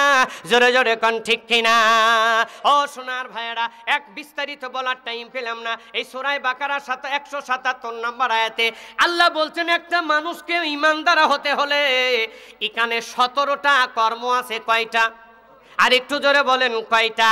এই 17টা কর্ম করে আপনাকে কবরে যাওয়া লাগবে, একটাও বাদ দেওয়া যাবে না, তাহলে আপনি ঈমান নিয়ে কবরে যেতে পারবেন। এখন আপনার ঈমান আছে না নাই এটা জানার দরকার আছে না নাই? আর একটু জোরে বলেন আছে নাই? আল্লাহর নবীর সাহাবী আবু যর গিফারি বলছে, আল্লাহর নবী বলেছেন আবু যর রে আর একটু শোনো, তোমার ঈমান আছে না নাই এটা তুমি কেমনে বুঝবা? তোমার ঈমান আছে না নাই এটা মানুষকে দেখানোর জিনিস না, এটা মানুষকে দেখানো যায় না। তোমার ঈমান আছে না নাই এটা তুমি নিজেই বুঝবা। কেমনে তুমি বুঝবা? তুমি তখনই বুঝবা তোমার ঈমান আছে যদি তোমার ভালো কাম করলে ভালো লাগে, সালাম দিতে যদি ভালো লাগে, মুয়াজ্জিন যখন আজান দেয় মসজিদে যেতে ভালো লাগে, মসজিদে সালাত করে বের হলে মনটা আবার ছটপট করে কখন আজান দিবে কখন সালাতে যাব। এরপরে মানুষকে বিপদে সাহায্য করলে ভালো লাগে, কোরআনের মাহফিল করতে ভালো লাগে, সালাম দিতে ভালো লাগে, কোরআন তেলাওয়াত করতে ভালো লাগে। এক কথাই হলো আমার মা বোনেরা, দুনিয়ার জীবনে যদি ভালো কাম করার পরে তুমি তৃপ্তি পাও, ভালো কাম করার পরে যদি তুমি আনন্দিত হও, ভালো কাম করার পরে যদি তোমার ভালো লাগে রে, তখনই বুঝবা তোমার ঈমান আছে। কার কথা? আল্লাহ বলছেন তখনই তুমি বুঝবা তোমার ঈমান আছে। আর একটা কারণে বুঝবা তোমার ঈমান আছে, আল্লাহর নবী বলছেন ভুল ক্রমে যদি ঈমানদারের কোনো পাপ হয়ে যায়, ভুল ক্রমে যদি অন্যায় হয়ে যায়, তুমি যদি অনুতপ্ত করতে পারো, তওবা ইস্তেগফার করতে পারো, আর অনুতপ্ত হতে পারো, অনুশোচনা করতে পারো, আহারে আমি তো ইচ্ছা করে করি নাই, আমার দ্বারাই পাপটা হয়ে গেল, আমার দ্বারাই মানুষটা কষ্ট পেয়ে গেল, তার কাছে যাও, তার কাছে গিয়ে ক্ষমা চাও, তার কাছে নত হও, তার কাছে ভুলের সংশোধন করো। আল্লাহর নবী বলেছেন অন্যায় করার পরে যদি তুমি বুঝতে পারো, অন্যায় করার পরে যদি তোমার খারাপ লাগে, ভুল করার পরে যদি তুমি কষ্ট পাও, আল্লাহর নবী বলছেন তখনই বুঝবা তোমার ঈমান আছে। কথাটা কার? আরেকটু জোরে বলেন। এখন আমাদের সমাজে এক শ্রেণীর মানুষ আছে নামাজ রোজা সব টাইম মতো করে, আবার পাপও টাইম মতো করে, আছে না নাই? আবার অনেকেই বলে হুজুর নামাজের না কাম নামাজ করবে, পাপের কাম পাপ করবে, এমন লোক আছে না নেই? আমার ভাইয়েরা, আল্লাহ নবী বলছেন নামাজ পড়লে ভালো লাগে না, নামাজ পড়তে মোহাব্বত জাগে না, ভালো কাম বিপদে হয়ে পড়ে করো, বিপদে পড়ে তুমি ভালো কাম করো কিন্তু তৃপ্তি নাই, খারাপ কাম করলে তোমার কষ্ট লাগে না, ভালো কাম করলে ভালো লাগে না, খারাপ কাম করলে তোমার খারাপ লাগে না। আল্লাহ নবী বলছেন 22 হাত পাগড়ি, লম্বা টুপি, দাড়ি যাই থাক না কেন বুঝতে হবে তোমার ঈমান নেই। কি নাই? বুঝতে হবে তোমার ঈমান নাই। এখন আপনারা বুঝেন আপনার ঈমান আছে না নাই। এরপরে মনে করেন আপনার ঈমান আছে, মনে করেন আপনার ঈমান আছে, আর একটা কাজ করা লাগবে। হাদিস বুখারী এবং মুসলিম, বুখারী 15 নম্বর হাদিস, মুসলিম 45 নম্বর হাদিস। আল্লাহর নবী সাহাবী আনাস ইবনে মালিক রাদিয়াল্লাহু আনহু বলেন, আল্লাহর নবী বলছেন লা ইউমিনু আহাদুকুম হাত্তা কুনা আহাব্বা ইলাইহি মিন ওয়ালিদিহি ওয়া ওয়ালাদিহি ওয়ান নাসি আজমাইন। আল্লাহর নবী বলছেন আমার সাহাবীরা শোনো, একজন ব্যক্তি ততক্ষণ পর্যন্ত মুমিন হতে পারবে না, ঈমানদার হতে পারবে না যতক্ষণ পর্যন্ত ওই ব্যক্তি তার জীবনের সমস্ত কিছুর চেয়ে আমি নবীকেই বেশি ভালো না বাসবে। যেরকম সুবহানাল্লাহ। এখন জীবনের সবচাইতে কাকে বেশি ভালোবাসা লাগবে? আর একটু জোরে বলেন কাকে ভালোবাসা লাগবে? নিজের কার অর্থ সম্পদ, স্ত্রী, সন্তান, পরিজন, ব্যবসা বাণিজ্য যা কিছু আছে সমস্ত কিছুর চেয়ে নবীকে বেশি ভালোবাসা লাগবে। ও সোনার ভাইয়েরা, আপনার ভিতরে যদি এমন তাকওয়া অর্জন হয়ে যায়, আপনি যদি ঈমান অর্জন করতে পারেন, তাহলে আপনার উপরে কিছু পরীক্ষা দিবেন কে? আর একটু জোরে বলেন কে? আল্লাহ সূরা বাকারা 155 নম্বর আয়াতে বলছেন বিসমিল্লাহির রহমানির রহিম ওয়ালানাবলুওয়ান্নাকুম বিশাইইম মিনাল খাউফি ওয়াল জু'i ওয়া নাকসিম মিনাল আমওয়ালি ওয়াল আনফুসি ওয়াত থামারাত ওয়া বাশশিরিস সাবিরিন। আল্লাহু আকবার বলবেন না? আল্লাহ বলছেন বান্দারে আমি তোমাদেরকে পরীক্ষা করব, কিছু ভয় ভীতি দিয়া, ক্ষুধা দিয়া, অর্থের সম্পদের ক্ষতি দিয়া, আমি তোমাদের মালের ক্ষতি দিয়া, আমি আল্লাহ ইমানদার ব্যক্তিকে প্রতি কদমে কদমে, প্রতি ধাপে ধাপে পরীক্ষা করব। ও সোনার ভাইয়েরা, আপনি যখন ঈমান অর্জন করবেন রে আমার মা, যখনই আপনি ঈমানদারিতা অর্জন করবেন, হৃদয়ে যখন ঈমানের বীজ বপন করবেন, তখনই আল্লাহ আপনাকে প্রতি কদমে কদমে বিপদে ফেলবে। সমাজে বহু মানুষ দেখবেন, কোনো ভালো মানুষ যদি বিপদে পড়ে তাহলে তিরস্কার করে, আছে না নাই? আর একটু জোরে বলেন, আছে না নাই? বলে ওই মানুষটা তো নামাজ ঠিক মতো পড়ে, বাড়িতেও পর্দা আছে, পরিবারে কেউ নামাজ ছাড়া থাকে না, তারপরে এত বিপদ আসে কেন? তার মনে হয় গোপনে কোনো পাপ করে, এমন তিরস্কার করে কি করে না? অথচ আল্লাহ বলছেন বান্দা যদি তুমি ইমানদার হও, ইমানদারিতা অর্জন করো, তাহলে আমি আল্লাহ তোমাকে বিপদে ফেলবো, আমি আল্লাহ তোমাকে প্রতি কদমে কদমে বিপদে ফেলবো, প্রতি কদমে কদমে পরীক্ষা করব। ইমানদারকে বিপদে ফেলবেন কে? আর একটু জোরে বলেন কে? ও সোনার ভাইয়েরা, আমার কলিজার টুকরা মা বোনেরা, আমাদের তো ঈমান নাই, এই কারণে ঈমানের পরীক্ষা আসে না। আমাদের ঈমান নাই, ঈমানের পরীক্ষার সম্মুখীন হই না। আপনি যদি ঈমানের পরীক্ষা দেখতে চান, তুমি যদি ঈমানের পরীক্ষা দেখতে চাও রে আমার মা, তাহলে একটু আসিয়ার জীবনীটা পড়ে দেখো না, ঈমানের পরীক্ষা কেমনে মা আসিয়া দিয়েছিলেন। তুমি যদি ঈমানদার হতে চাও, ঈমান নিয়ে কবরে যেতে চাও, আসিয়ার জীবনীটা একটু পড়ে দেখো, সুমাইয়ার জীবনীটা একটু পড়ে দেখো। ঈমান আনার কারণে, ঈমান অর্জন করার কারণে সুমাইয়া একজন মহিলা মানুষ কেমন পরীক্ষা দিয়েছে। ও যুবক, তুমি যদি ঈমানের পরীক্ষা দিতে চাও, তাহলে আম্মার বিন ইয়াসারের জীবনীটা পড়ে দেখো, বিলালের ইতিহাসটা পড়ে দেখো, খালিদ বিন ওলীদের ইতিহাসটা পড়ে দেখো, আল্লাহর নবীর সাহাবীদের ইতিহাসটা পড়ে দেখো। ঈমান যখনই তুমি অর্জন করবা, তখনই তোমার পরীক্ষা আসবে, বিপদ আসবে, নিশ্চিত বিপদ আসবে। এটা যদি তুমি হাজার হাজার বছর আগের ইতিহাস রে, বর্তমানে বিশ্বে এমন ইতিহাস আছে ঈমানের পরীক্ষা আল্লাহ নিচ্ছে। তার গত কিছুদিন আগের একটা বাস্তব ঘটনা, 2017 সালে বাংলাদেশের মাটিতে লক্ষ লক্ষ রোহিঙ্গা মুসলমান এসেছেন। আপনারা জানেন কি জানেন না? আর একটু জোরে বলেন, জানেন কি জানেন না? 2017 সালে একদিন সকালবেলা আপনাদের এই উখিয়ার চরে বাংলাদেশের একজন সাংবাদিক গিয়েছে রোহিঙ্গা মুসলমানদের সাক্ষাৎ নেওয়ার জন্য। ও আমার মা, ঈমানের পরীক্ষা কারে কয় এটা বলার জন্য, এটা জানানোর জন্য বলছি রে আমার মা। বাংলাদেশের সাংবাদিক উখিয়ার চড়ে গিয়ে রোহিঙ্গাদের সাক্ষাৎকার নিচ্ছেন। উপস্থিত যতগুলি রোহিঙ্গা মুসলমান ছিলেন সকলের সাক্ষাৎকার নেওয়া হয়ে গেল। সাংবাদিক ক্যামেরা ধরে দেখে ওই যে নির্জনে একজন মহিলা একেবারে জীর্ণ শীর্ণ হয়ে একেবারে পর্দার ভিতরে বসে আছে, কারোর সাথে কোনো কথা বলে না। সাংবাদিক ক্যামেরা ধরে ওই দিকে আগায়া গেলেন, গিয়ে সালাম দিয়ে বলছেন, বোন সবাই তো সবার কথা বললো, আপনি কেন বলেন না? আপনার কি সমস্যা, কেন বলেন না?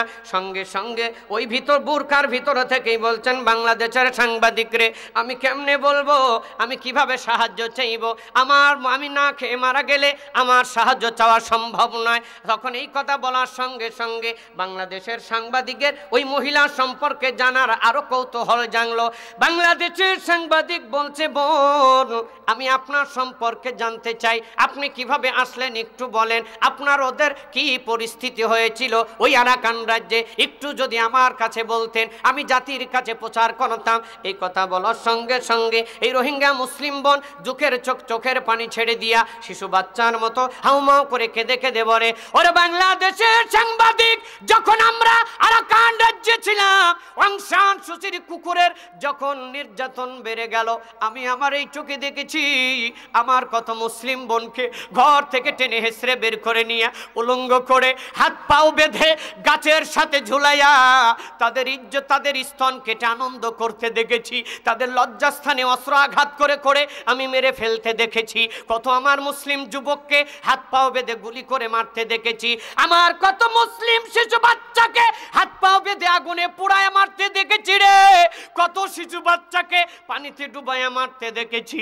আরাকান রাজ্যের পরিস্থিতি যখন অনুকূলের বাহিরে গেল, আমার প্রাণের স্বামী তখন আমাদেরকে গৃহবন্দী করে দিলেন। বন্দী করে বললেন, স্ত্রী রে জীবন দিতে রাজি, ইজ্জত হারাতে রাজি নাই, না খেয়ে মারা গেলেও অং সান সুচির কুকুরদের হাতে মরতে পারবো না। আমার স্বামী যখন গৃহবন্দী করে দিলেন, একদিন 2 দিন 1 সপ্তাহ 2 সপ্তাহ চলে গেল, 15 দিন 20 দিন চলে গেল, ঘরে যে খাদ্যগুনি ছিল খাদ্যগুনি ফুরিয়ে গেল, সমস্ত ব্যবস্থা ফুরিয়ে গেল। আমার কোলে একটা শিশু বাচ্চা আছে, আমার বাচ্চার যে দুধগুনি ছিল তা ফুরিয়ে গেল। ক্ষুধার যন্ত্রণা আর সহ্য হয় না, বুকে দুধ খাওয়াবো, বুকে দুধ নাই, নিজেদেরই তো খাবার নাই, কিভাবে বুকের দুধ বাচ্চা পাবে? আমার শিশু বাচ্চা ক্ষুধার যন্ত্রণায় ছটফট করছে, কান্নাকাটি করছে। আমার প্রাণের স্বামী আর ছোট বাচ্চার যন্ত্রণা, ক্ষুধার যন্ত্রণা সহ্য করতে পারলেন না। আমার প্রাণের স্বামী বললেন, প্রাণের স্ত্রী রে, নিজেরা না খেয়ে মরতে রাজি, কলিজার টুকরাকে না খেয়ে মরতে দিব না, কপালে যা আছে তাই হবে। আমার স্বামী ঘর থেকে বেরিয়ে চলে গেলেন বাজারে কিছু খাবারের উদ্দেশ্যে। আমি ঘরের দরজা শক্ত করে বন্ধ করে আছি। মুহূর্তের ভিতরে আমার বাড়ির ভিতরে মানুষজনের আনাগোনা শোনা যায়। আমি দরজা ফাঁক করে দেখি, 1 নয় 2 নয়, অসংখ্য সৈন্য এসেছে। অং সান সুচির কুকুরেরা আমার বাড়িতে এসে হাজির হয়েছে। আমি দেখেই আমার হৃদয়টা আরো শুকাইয়া গেল। আমার মনে হলো আজকে মনে হয় আমার জীবনের শেষ দিন, আমার মনে হয় আমি আর ইজ্জত বাঁচাতে পারবো না। তারা এসে আমার দরজায় নক করা শুরু করলো, দরজা খোলার কথা বলা শুরু করলো। আমি কিছুতেই দরজা খুলছিলাম না, আমি আরো শক্ত করে দরজা বন্ধ করে রেখে দিয়েছিলাম। তারা বারবার দরজা আঘাত করছিল। এদিকে আমার স্বামী বাড়ির ভিতরে এসে গিয়েছে। আমার স্বামী তো বাড়ির পরিস্থিতি জানে না। আমার স্বামী আসার সাথে সাথে কিছু সৈন্য আমার স্বামীকে ঘিরে নিল। ঘিরে নিয়ে আমার স্বামীকে কেউ আঘাত করে, কেউ বাড়ি দিয়ে বন্দুকের নালা দিয়া, কেউ অস্ত্র দিয়ে গুঁতা মারে। আমার স্বামী চিৎকার করে কান্দে। আমি ঘরের ভিতরে থেকে শুনি, মুসলমান ঈমানের পরীক্ষা করে বলে এই মুসলমান, এই রোহিঙ্গা মুসলিম বোন বলছে। আর কিছু সৈন্য আমার ঘরের দরজায় বারবার লাথি মারছে। এমন সময় আমি আল্লাহর কাছে সাহায্য চাইলাম। রব্বুল আলামিন, আমার ইজ্জত বাঁচানোর দায়িত্ব আল্লাহ, একমাত্র আপনার। আল্লাহ, আপনি ছাড়া আজকে আমার ইজ্জতের দায়িত্ব কারোর হাতে নাই। এই কথা বলতে বলতে আমার 1000 বছর আগের ইতিহাসের কথা মনে পড়ে গেল। আমার মনে পড়ে গেল জাতির পিতা ইব্রাহিম আলাইহিস সালাম কেনান থেকে যখন মিশরে মা সাহারাকে নিয়ে গিয়েছিলেন। মা সাহারা যেমন স্বৈরাচার বাদশার হাতে আটকা পড়েছিলেন, ওই সেই ইতিহাসের কথা মনে পড়ে গেল। আমি আল্লাহকে ডেকে বললাম, রব্বুল আলামিন, মা সাহারাকে যেমন স্বৈরাচারী জালিম বাদশার হাত থেকে ইজ্জত বাঁচায় সশরীরে বাঁচিয়েছিলে, রব্বুল আলামিন, আমিও মহিলা, আমি মা সাহারার বংশ। আল্লাহ, আজকে আমার ইজ্জত বাঁচানোর দায়িত্ব আপনার হাতে দিয়ে দিলাম। ও বাংলাদেশের সাংবাদিক, আমি যখন এই কথা বললাম, আমি নিচের দিকে তাকায়া দেখি, একটা অস্ত্র আমার সামনে পড়ে আছে।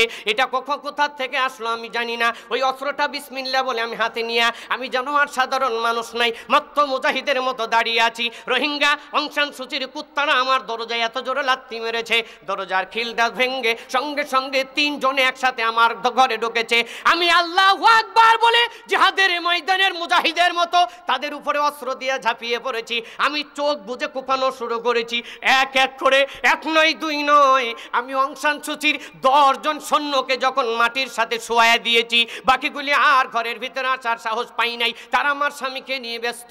তারা যখন আমার কাছ থেকে চলে গেল, আমি তখন অস্ত্র ফেলে, আমার সন্তান কি ছিল, বিছানায় ছিল, আমার এই যে ছোট্ট বাচ্চা নিয়ে আমি বুকের সাথে জড়ায়া আমি পিছনের দরজা দিয়ে বের হয়েছি। আমি দৌড়াইছি, একবার সামনের দিকে তাকাই, আবার পিছনের দিকে তাকাই, সামনের দিকে তাকাই, আমি না জানি ওষুধ খাইয়া পড়ে যাই, পিছনের দিকে তাকাই, না জানি অং সান সুচির কুকুরেরা আমার পিছু নিয়ে যায়। আমি চিৎকার মেরে দৌড়াচ্ছি আর আল্লাহর কাছে বলছি, রব্বুল আলামিন, আমার স্বামীকে ওই রোহিঙ্গা ওই অং সান সুচির কুত্তাদের হাতে রেখে গেলাম।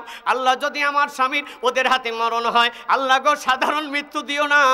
আল্লাহ, তোমার কাছে ফরিয়াদ জানাই, আমার স্বামীর যদি তাদের হাতে মরণ হয়, শাহাদাতি মরণ দান করিও। আল্লাহ, যদি আমার স্বামীর হায়াত থাকে, আল্লাহ, যদি আমার স্বামী বেঁচে যায়, আমার স্বামীকে গাজী বানায়া বাংলার জমিনে পৌঁছায়া দিও। ও বাংলাদেশের সাংবাদিক, আজ 1 নয় 2 নয়, আমি 3 দিন 3 রাত দৌড়ালাম। আমি 3 দিন 3 রাত দৌড়িয়েছি। এই 3 দিনের ভিতরে ক্ষুধার যন্ত্রণা কারে কয় আমার লাগে নাই। এই 3 দিনের ভিতরে পানির তৃষ্ণা কারে কয় আমার লাগে নাই। এই 3 দিনের ভিতরে ক্লান্তি কারে কয় আমার লাগে নাই। আমার জীবনে একটাই চাওয়া, একটা এটাই মৌলিক উদ্দেশ্য রব্বুল আলামিন আমি যেন আমার ইজ্জত নিয়ে আমার ঈমান নিয়ে আমি বাংলার জমিনে পৌঁছাতে পারি। আমি 3 দিন 3 রাত দৌড়াইয়া আজকে সকালবেলা আমি বাংলার জমিনে এসে পৌঁছেছি। আমি তো কিভাবে আমি আপনার কাছে সাহায্যের হাত বাড়াই। আমি তো সাধারণ পরিবারের কোনো মেয়ে না, আমি সাধারণ লোকের কোনো বউ না। আমার এই হাত দিয়ে কত মানুষকে আমি জীবনে সাহায্য করেছি রে, কত টাকা দান করেছি, হাজার হাজার টাকা। আমি যে এই হাত দিয়ে কত টাকা আল্লাহর রাস্তায় ব্যয় করেছে, এই হাত কিভাবে আজকে সাহায্যের জন্য পাতবে? আমি না খেয়ে মরে যাব, তবু আমি হাত পাততে পারবো না। আর আমি সাধারণ কোনো মহিলা নয়, আমি হলাম কোরআনের হাফেজা, আমি হলাম দাওরা পাশের আলেমা। মুসলমান এরকমের হাজার হাজার মহিলার আমার মা বোনেরা বাংলার জমিনে উখিয়ার চরে আছে রে, ঈমান বাঁচানোর জন্য, ইজ্জত বাঁচানোর জন্য। তোমার জমিনে, তোমার বাংলার জমিনে আছে। আর তুমি ইসলাম না বোঝার কারণে, নিজের জীবন না বোঝার কারণে স্টার জালসা বেজি বাংলা দেখে রাস্তায় রাস্তায় নিজের ঈমান ধ্বংস করে দিয়েছো। জোরে জোরে কোন ঠিক কিনা? আমার সোনার ভাইয়েরা, আমার কলিজার টুকরা মা বোনেরা, ঈমানের গুরুত্ব এবং ফজিলত এই আলোচনা 1 দিন 2 দিন 5 দিনে কি করা সম্ভব? আল্লাহ নবীকে আল্লাহ নবুয়ত দেওয়ার পরে 10 বছর ভরা একটানা মানুষের ঈমান তৈরি করিয়েছেন। এরপরে 10 বছর পরে আল্লাহ তার বাড়িতে দাওয়াত দিয়ে নিয়ে 5 ওয়াক্ত সালাত দিয়েছেন। কতক্ষণ ঠিক নেবে ঠিক? পর্যায়ক্রমে হজ, যাকাত, সিয়াম এগুলি আল্লাহ দিয়েছেন। তাহলে 1 দিন 2 দিন 1 জুমায় 2 জুমা হুজুর আপনাকে ঈমানের আলোচনা করে কি বুঝাবে বলেন? এই ঈমান সম্পর্কে আজকে বাংলার জমিনে আলোচনা না হওয়ার কারণে অধিকাংশ মানুষ সালাত পড়েও বেঈমান অবস্থায় আছে, ঈমান অর্জন করতে পারছে না। আমি আপনাদের অনুরোধ করব, অন্তত পক্ষে এই অনুভূতি জাগান, যদি ভালো কাজ করতে পেলে আপনার হৃদয়ের ভিতরে জাগান। ও আমার মা, ঈমান এমন একটা জিনিস, এটা মানুষকে দেখানো যায় না। ও আমার মুরব্বী, এটা ঈমান এমন একটা জিনিস, কাউকে দেখানোর জিনিস না রে।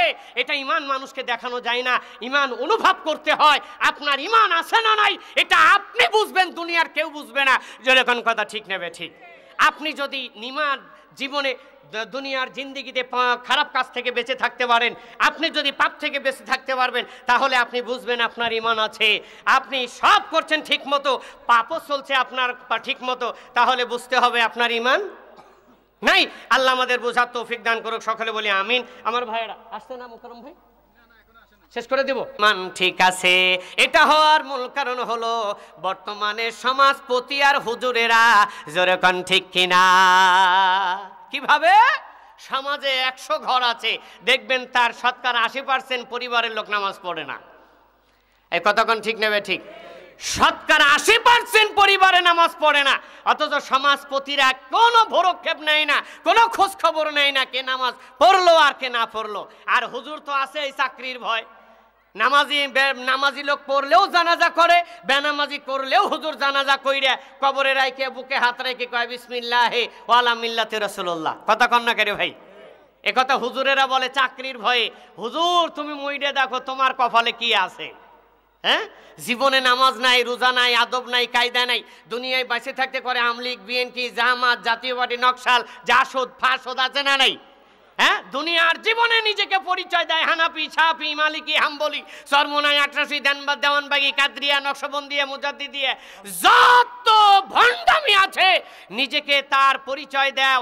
আর মরার পরে হুজুর তুমি কত বড় জাহেল, কত বড় মিথ্যুক, এই ভ্রান্ত আকীদার মানুষের গায়ে হাত দিয়ে বলো ওয়ালা মিল্লাতে রাসূলুল্লাহ। নবী তোমার মরা লাশ নিয়ে পূজা দিবে বেটা? হ্যাঁ, জীবনে কোনোদিন নবীর তরিকা খোঁজার চেষ্টা করো নাই, নবীর তরিকায় কোনোদিন জীবন চালানোর চেষ্টা করো নাই, মরার পরে বলছো যাও তোমাকে নবীর তরিকায় ঢোকে দিলাম। এতই সহজ? এগুলি হওয়ার মূল কারণ একটাই, সমাজ সংযত হচ্ছে না। যেরকম কথা ঠিক নেবে ঠিক? সবাই আছে যার যার ধান্দায়, সবাই আছে নিজের আখের গুছানো, এছাড়া কেউ কারোর ভালো চায় না। আল্লাহ সকলকে বোঝার তৌফিক দান করুক, আমিন। আমার সোনার ভাইয়েরা, আবু যর গিফারি রাদিয়াল্লাহু আনহু বলছেন, আল্লাহর নবী আপনি ঈমান কি, ঈমান কেমন, ঈমান সম্পর্কে একটু বলেন। আল্লাহর নবী এই সূরা বাকারার 177 নম্বর আয়াত তেলাওয়াত করে শোনালেন। তার আগে আমি আপনাদের আরেকটু ঈমানি চেতনা বাড়াতে চাই। ঈমানের চেতনা বাড়াতে রাজি আছেন সবাই? আরেকটু জোরে বলেন, রাজি আছেন সবাই? আল্লাহর কোরআনে বিশ্বাস করো নাই, আল্লাহর কুরআনে বিশ্বাস কারো নাই, ধর্মের দিন শেষ কেউ কেউ বলে তাই, একদল বলে ওটা পচাবাসী তুচ্ছ, সরকারে ফরমানে কাটে ওই পুচ্ছ, পাইবের সারো যদি হয় কারো দরকার, আইনের জালসাই নিরপেক্ষ সরকার, মার খাবে মোল্লারা ফের যদি বের হও, ইমামতি নিয়ে শুধু মসজিদে চুপ পড়াও। আর একটু জোরে বলেন, মারা খাবে মোল্লারা ফের যদি বের হও, ইমামতি নিয়ে শুধু মসজিদে চুপ পড়াও। চারিদিকে বাজিতেছে মাইকের চুঙ্গা, কোরআনের পাতা হলো বাজারের ঠোঙ্গা, ভিক্ষে তেলাওয়াত কেউ করে বাজারে, রাগ করে ফেলে কেউ পায়খানা মাঝারে। হে ধর্ম কথা কও চুপ কেন রইলে, কার দোষে তুমি আজ শক্তিহীন হইলে। হিন্দুর পূজা হয় মেলা উপলক্ষে, ধুমধাম বেশি চলে মুসলিম পক্ষে। হিন্দুর পূজা হয় মেলা উপলক্ষে, ধুমধাম বেশি চলে মুসলিম পক্ষে। মসজিদ মাদ্রাসা কাজে পরিশূন্য, গরু ভেড়া শুয়ে থাকে ওই বুঝি পুরনো।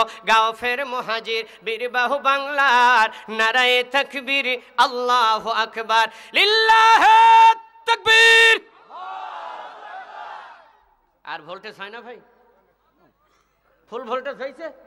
কয়দিন আগে যে আপনারা 5 টাকার চায়ের 1 কাপ চা নির্বাচনের খায়া তকবীর দিয়েছেন, কত জোরে মনে নেই? হ্যাঁ, অনেকেই লুঙ্গি মাথায় বাই দিয়ে তকবীর দিছে। এ কথাক্ষণ ঠিক না বে ঠিক? তো ওই তকবীরের দাম বেশি না আল্লাহর তকবীরের দাম বেশি?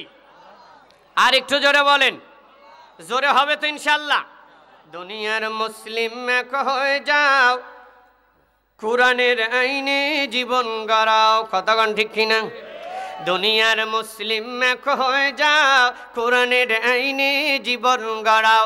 রসুল করিমকে নেতা মেনে শাসন চালাও, সবখানে জীবন সুন্দর, সুখী হবে তোমার, সুখী হবে তোমার দুজাহান। উত্তম নেতা ছিলেন হযরত আবু বকর, তারপরে নেতা হলেন হযরত ওমর। কতক্ষণ ঠিক কিনা? তারাও নেতা, আঙাগরেও নেতা। আমারে নেতা 6 মাস আগে মেম্বার হইছে, কোলাকুলি করা যায় না, পেটে বুকের আগেই পেট থাকে। কতক্ষণ নাকি? চেয়ারম্যানের বয়স 6 মাস, পেট হইছে 11 মাইসা। তার মানে যা পায় সব খায়। আর এই চোর বানানোর দায়িত্ব কিন্তু আপনারা। কতক্ষণ ঠিক কিনা? গাজীপুর শ্রীপুরে আমি গেছিলাম, আমার পাশেই একজন মসজিদের মুসল্লি মেম্বারি নির্বাচন করে 1 কোটি টাকা ফোড়াইছে। কয় টাকা? মেম্বারি নির্বাচন 1 কোটি টাকা। তাহলে ও চোর হবে না কি আর কেউ আকাশ থেকে ফাইটে আইছে চোর হবে? আল্লাহ হেফাজত করুক, সকলে বলি আমিন। উত্তম নেতা ছিলেন হযরত আবু বকর, তারপরে নেতা হলেন হযরত ওমর। উটের পিঠে রেখে চাকর, উটের পিঠে রেখে চাকর, নেতা হয়ে রশি টানে জীবন সুন্দর, সুখী হবে তোমার, সুখী হবে তোমার দুজাহান। লিল্লাহে তাকবীর। সবাই বলেন নাই? আপনারা বুঝেন না যে এই তাকবীরের দাম কত? হাদিসটা বলেই দেই। হাদিসে কুদসি আল্লাহ নবী সাল্লাল্লাহু আলাইহি সাল্লাম বলেছেন, তাকবীরাতুন ওয়াহিদাতুন খায়রুম মিনাদ দুনিয়া ওয়া মা ফিহা। আল্লাহর নবী বলেছেন, আল্লাহ বলেছেন আমার কোন বান্দা যদি আল্লাহু আকবার একবার এই তাকবীর দেয়, এই তাকবীরের আওয়াজ আমি আল্লাহর কাছে এত দামি, খায়রুম মিনাদ দুনিয়া মা ফিহা, পৃথিবী সহ পৃথিবীতে যা কিছু আছে সমস্ত কিছু যত দামি, আমার বান্দার মুখের আল্লাহু আকবার তাকবীরের ধ্বনির আওয়াজ আমার কাছে তার চেয়ে দামি। তাহলে এবার দুটি হাত তুলে আল্লাহকে দেখায় একটু সমস্ত আবেগ উজাড় করে তাকবীর দেওয়া যাবে তো ইনশাআল্লাহ? আগেই না, আমি যখন বলবো তাকবীর দিতে তখন হাত তুলে তাকবীর দিবেন ইনশাআল্লাহ। জোরে তাকবীর দিলে আরো 2টা লাভ আছে। 1, তাকবীরের আওয়াজ যত দূর যাবে শয়তান এই এরিয়ার ভিতরে থাকতে পারবে না। 2, বিড়ি খায়া খায়া সারা জীবন কলজের ভিতরে যত ধোঁয়া সেরা জমায়ে রাখছেন, তাকবীর যত জোরে দিবেন তত ময়লা অন্তর থেকে বের হয়ে যাবে, ঈমানি চেতনা বেরিয়ে যাবে ইনশাআল্লাহ। জোরে হবে তো ইনশাআল্লাহ। আর ঘুমায়ো না নয়ন মেলিয়া, আর ঘুমায়ো না নয়ন মেলিয়া, অলসতার জালে এমনি করে সবকিছু তোর চলে গেল রসাতলে, অলস্য জনতা করি পরিহার। গাও দেখি একবার সময় ভীষণ কঠিন এখন, হে মুসলিম হুঁশিয়ার হুঁশিয়ার হুঁশিয়ার। তাকবীরের ওই বজরুনি না দে কাটাও বিশ্ব দুর্বিমান, তুমি যে খালিক তারিক মুসা, তুমি যে আলী হায়দার। সময় ভীষণ কঠিন এখন, হে মুসলিম হুঁশিয়ার হুঁশিয়ার হুঁশিয়ার। লিল্লাহ তাকবীর। আল্লাহ কবুল করে নাও, সকলে বলি আমিন। ও সোনার ভাইয়েরা, আমার কলিজার টুকরা মা বোনেরা, ইমান কি ও কেন, ইমানের গুরুত্ব এবং ফজিলত হৃদয়ের কান দিয়ে শুনবেন। আল্লাহর নবীর সাহাবী আবু যর গিফারি রাদিয়াল্লাহু আনহু বলছেন, আল্লাহর নবী ইমান কি জিনিস, ইমান কি, ইমান সম্পর্কে আলোচনা করুন, ইমান সম্পর্কে জানান। সঙ্গে সঙ্গে আল্লাহর নবী সূরা বাকারা 177 নম্বর আয়াত তেলাওয়াত করে বললেন, আল্লাহর নবী বললেন, আল্লাহর নবী সাল্লাল্লাহু আলাইহি সাল্লাম বললেন, ওয়ালাকিন্নাল বিররা মান আমানা বিল্লাহি। আমার মা বোনেরা, আপনাদের ভিতরে জায়গা হচ্ছে না, একটু অনুরোধ থাকবে, যার সামনে যতটুক জায়গা আছে আপনারা এতটুক জায়গা চেপে বসবেন, নিজেও বসবেন, আপনার অন্য দিনই মুসলিম বোনকে বসার সুযোগ করে দিবেন। আল্লাহ তৌফিক দান করুক, বলি আমিন। আল্লাহর নবী বললেন, লাইসাল বিররা আন তুওয়াল্লু ওয়ুজুহাকুম কিবালাল মাশরিকি ওয়াল মাগরিব ওয়ালাকিন্নাল বিররা মান আমানা বিল্লাহি ওয়াল ইয়াউমিল আখির। সুবহানাল্লাহ বলবেন না? আল্লাহ বললেন, নবী আপনি জানায়া দেন, আমার বান্দারা মাশরিকে এবং মাগরিবে, পূর্বে এবং পশ্চিমে মাথা নামাক আর না নামাক, সিজদা দিক আর না দিক, তাতে কোনো ফল নাই, তাতে কোনো কল্যাণ নাই। ওয়ালাকিন্নাল বিররা মান আমানা বিল্লাহি, যতক্ষণ পর্যন্ত একজন ব্যক্তি আমি আল্লাহর প্রতি ঈমান না আনবে, ততক্ষণ সে ঈমানদার হতে পারবে না। ও সোনার ভাইয়েরা, আল্লাহর প্রতি ঈমান কেমনে আনবেন? এখন অনেকেই বলতে পারবেন, হুজুর আল্লাহর প্রতি আমার ঈমান আছে, আল্লাহকে বিশ্বাস করি। এই বিশ্বাস করার নাম আল্লাহর প্রতি ঈমান নয়, জোরে কোন ঠিক কিনা? আপনি যেমন বিশ্বাস করেন, আবু জেহেলও তেমন বিশ্বাস করতো, আবু লাহাবও তেমন বিশ্বাস করতো। বর্তমানে পৃথিবীতে যত ধর্মের মানুষ আছে, আপনি যেমন আল্লাহকে বিশ্বাস করেন, আল্লাহ রিজিক দাতা, আল্লাহ হায়াত দাতা, আল্লাহ মৃত্যু দাতা, আল্লাহ ভালো কিছু মন্দর কিছুর মালিক, এমন সমস্ত ধর্মের মানুষ জানে। কিন্তু এইটা মানুষ জানে না, আমি যা করি ভালো হোক আর মন্দ হোক আল্লাহ এইটা দেখে, এইটা মানুষ বোঝে না। যেমন আপনিও বুঝেন না, জোরে কান ঠিক কিনা?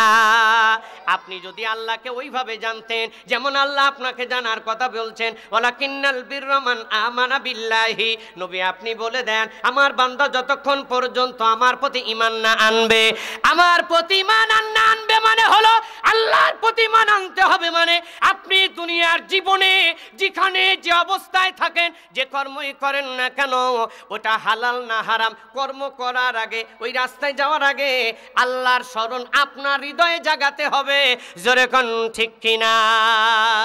এই জন্য আল্লাহ বলছেন, বিসমিল্লাহির রহমানির রহিম, ইয়া আইয়ুহাল্লাযীনা আমানু উযকুরুল্লাহা যিকরান কাসীরা। আল্লাহ বলছেন, বান্দারা, ও আমার ঈমানদার বান্দারা, সর্ব অবস্থায় আমি আল্লাহর জিকির করো, আমি আল্লাহকে স্মরণ করো। দুনিয়ার মানুষ আল্লাহর জিকির না বোঝার কারণে আজকে বর্তমান সমাজে জিকিরের কিছু কোয়ালিটি দেখা যায়।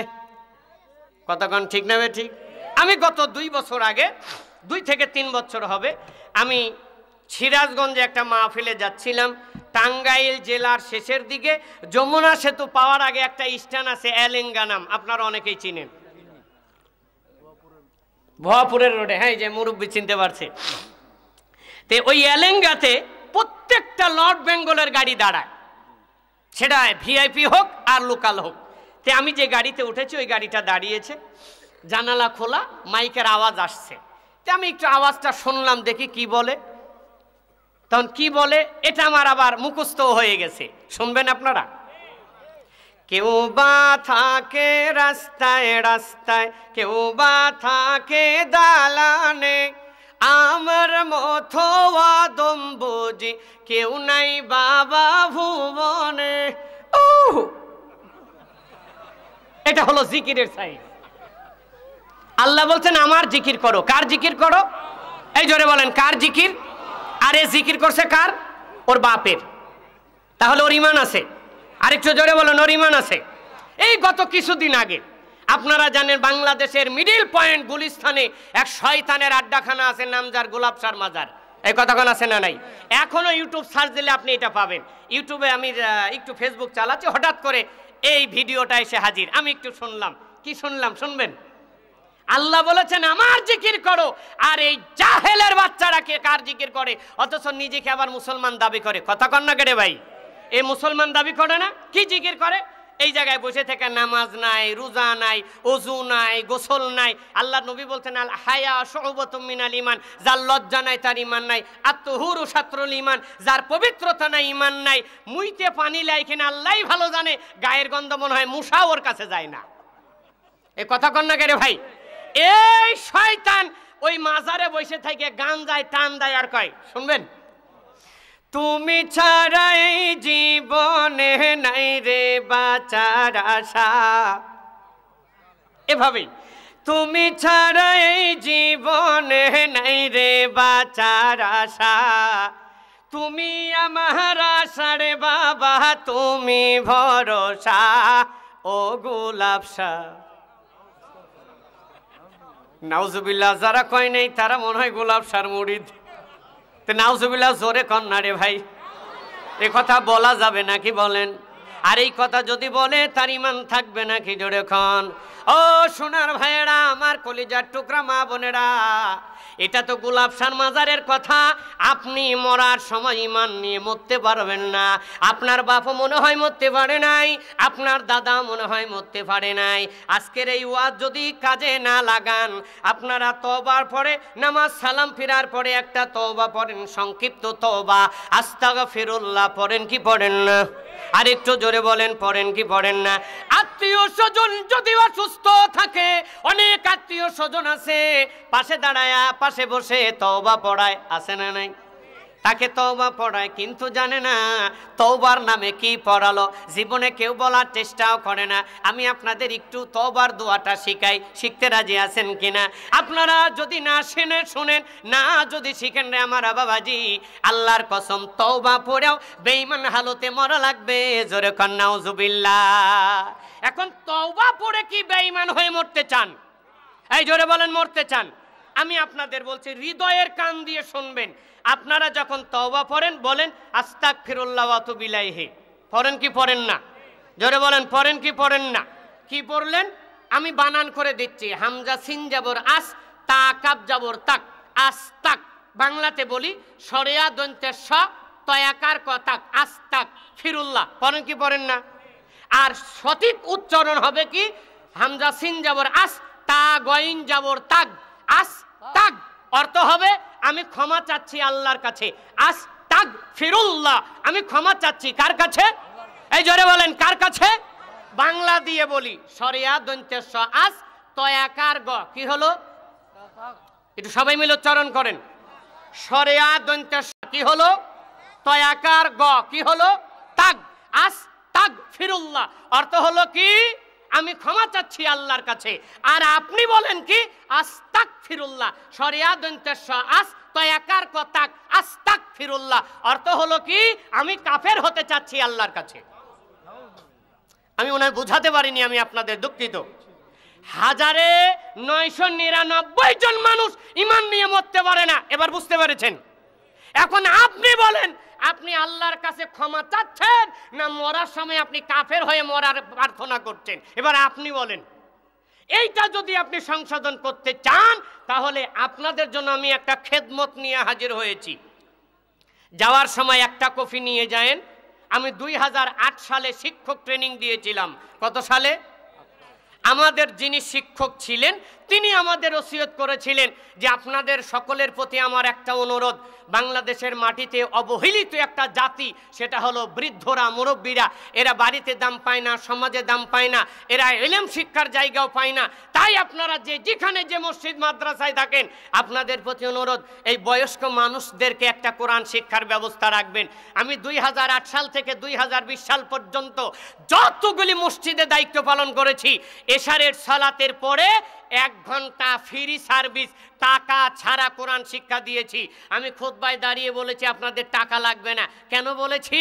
টাকার কথা বললে আমি জানি অনেক আল্লাহর বান্দা আছে ইশারের নামাজেই আসবে না। জোরে বলেন কথা ঠিক কি না? বাঙালির বড় আজব জন্তু, জীবন দিতে রাজি, টাকা দিতে রাজি নাই। এই কারণ আমি বলছি 1 টাকাও লাগবে না, আমি ফ্রিটা আপনাদের কোরআন শিক্ষা দিব। 2008 সাল থেকে 2020 সাল পর্যন্ত আমি এই খেদমত করেছি। মাহফিলের ব্যস্ততার কারণে বিভিন্ন দেশে যেতে হয়, বিভিন্ন এলাকায়, ডিস্ট্রিক্টে। আমি এই দায়িত্ব আর পালন করতে পারি না 20 সাল থেকে।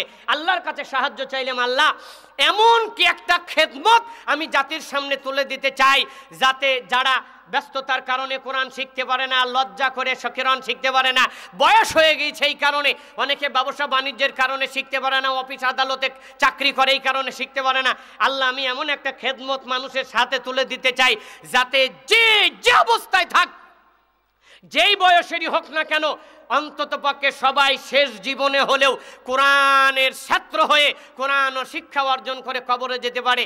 আল্লাহ তুমি আমাকে সেই তৌফিক দাও। আমি 2 বছর গবেষণা করে আপনাদের জন্য একটা খেদমত নিয়ে হাজির হয়েছি, যেই বইটার নাম আমি দিয়েছি কোরআন সহি শুদ্ধভাবে কোরআন ও দোয়া শিক্ষার সহজ উপায়। এই বইটার ভিতরে একেবারে আরবি উচ্চারণ যা আছে আমি বাংলাকে সেইভাবে উচ্চারণ করেছি। আমার বইটার ভিতরে 5টা অপশন আমি দিয়েছি। 1, এই বইটাতে আপনি এই বই পড়ে একাই কোরআন শিখতে পারবেন, হুজুর লাগবে না, উস্তাদ লাগবে না, যা যা প্রয়োজন আমি তাই দিয়েছি। 2, এই বইটার ভিতরে আমি দিয়েছি কিভাবে আপনি রাসূল সাল্লাল্লাহু আলাইহি সাল্লামের শিখানো সালাত, তায়াম্মুম এবং ওযু শিখবেন। 3, আমি দিয়েছি আল্লাহর নবীর শিখানো সালাত কিভাবে শিখবেন, এই বইটার ভিতরে আপনি পাবেন ইনশাআল্লাহ। 4, এই বইটার ভিতরে আমি দিয়েছি আল্লাহর নবী ফরজ সালাতের পরে যে মাসনুন দোয়াগুনি পড়তেন আমি লিখে দিয়েছি বাংলা ভাষা সহ। এরপরে 5 নম্বর আমি এই বইটাতে দিয়েছি 15টা ছোড়া। আমি সবচেয়ে বড় যে কাজ করেছি, আগে আরবি লিখেছি, এরপরে আরবিকে বাংলা দিয়ে নকল করেছি।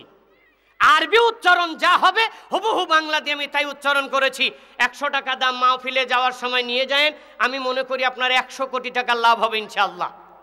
যদি কেউ নেওয়ার পরে লাভ না হয়, পরে দেখবেন আপনার আমার প্রতি ইমানি দাবি থাকবে, আমার বইটা যেই নেবেন ফার্স্ট টু লাস্ট পড়বেন, এটা আমার দাবি। পড়ার পরে যদি দেখেন না এই বই পড়ে কিছু পাই নাই, আমার নাম্বার আছে, আপনি ফোন দিয়ে আপনার টাকা রিটার্ন দেবো ইনশাআল্লাহ। কারণ এই বই থেকে আপনি তওবার দোয়া সঠিকভাবে উচ্চারণ করতে পারবেন। জীবনের শেষ মুহূর্তে আপনি তওবা যদি সঠিকভাবে উচ্চারণ করতে পারেন, ঈমান নিয়ে কবরে যেতে পারবেন। জোরে কোন কথা ঠিক নেবে ঠিক? আমার সোনার ভাইয়েরা, আল্লাহর নবী বলছেন, আল্লাহ বলছেন নবী আপনি জানায়া দেন কি, যেই ব্যক্তি ঈমান নিয়ে কবরে যেতে হবে, ওয়ালাকিন্নাল বিররা মান আমানা বিল্লাহি, ও যেন আমি আল্লাহর প্রতি ঈমান আনে। আর আমি আল্লাহর প্রতি ঈমান আনে মানে আপনি দুনিয়ার জীবনে বাড়িতে বলেন, মসজিদে বলেন, ব্যবসা বাণিজ্য বলেন, জমিতে বলেন, ক্ষেত খামারে বলেন, গাড়ির ড্রাইভিংয়ে বলেন, শিক্ষা অফিসার শিক্ষা জীবনে বলেন, দুনিয়ার যে কোনো জায়গায় আপনি যে অবস্থায় থাকেন না কেন, যে কর্মই আপনি করেন না কেন, ওই কর্ম করার আগে আগে কাকে স্মরণ করা লাগবে? আর একটু জোরে বলেন কাকে? এর নাম হলো আল্লাহর প্রতি ঈমান আনা। এরপর নাম কি? আল্লাহকে আপনি বিশ্বাস করেন, কিন্তু আপনি মসজিদ থেকে বের হয়ে আপনার পকেটে যে ব্যঞ্জন সিগারেট বা কানু বিড়ি যা যাই থাক, মসজিদ থেকে বের হয়ে বিড়ি খাওয়া শুরু করছেন, বলেন তো আপনার ঈমান আছে? আরেকটু জোরে বলেন আপনার ঈমান আছে? আপনি ফরজ সালাতে দাঁড়াচ্ছেন, নামাজ পড়ে নামাজে দাঁড়িয়ে আল্লাহর সামনে দাঁড়িয়ে বলছেন ইয়াকা নাবুদু ওয়া ইয়াকা নাস্তাঈন। কি বললেন জানেন? আল্লাহ একমাত্র আপনার ইবাদত করি, একমাত্র আপনার কাছে সাহায্য চাই। ইহদিনাস সিরাতাল মুস্তাকিম। আল্লাহ বলেন বান্দা কি চাও বলো, তখন আপনি বলেন আল্লাহ আমাকে সঠিক পথে চালাও। কি পথে চালাও? সিরাতে মুস্তাকিমের পথে চালাও। এখন আপনি আল্লাহর কাছে সিরাতে মুস্তাকিম চাইয়া মসজিদ থেকে বের হয়ে বাড়িতে যায় হাকিম বুড়ি, শাহজাদি, ভিজাফাতি, কুত্তার গু যত আছে জড়ায় খাওয়া শুরু করছেন। আচ্ছা বলেন তো আপনার ঈমান আছে নাকি? আর একটু জোরে বলেন আপনার ঈমান আছে? এই জন্য কবি সুন্দর করে বলেছেন। এরপরে আপনি কি করলেন?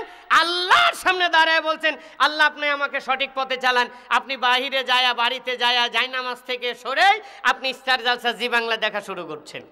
আচ্ছা বলেন আপনার ঈমান আছে? এই জন্য কবি সুন্দর করে বলছেন চোখ গেল রে, কান গেল রে, মান গেল রে, পান গেল রে, ডিসেন্টিনার টিভির জ্বালায়, টিভির জ্বালায়, টিভির জ্বালায়। ঠিক নেবে ঠিক?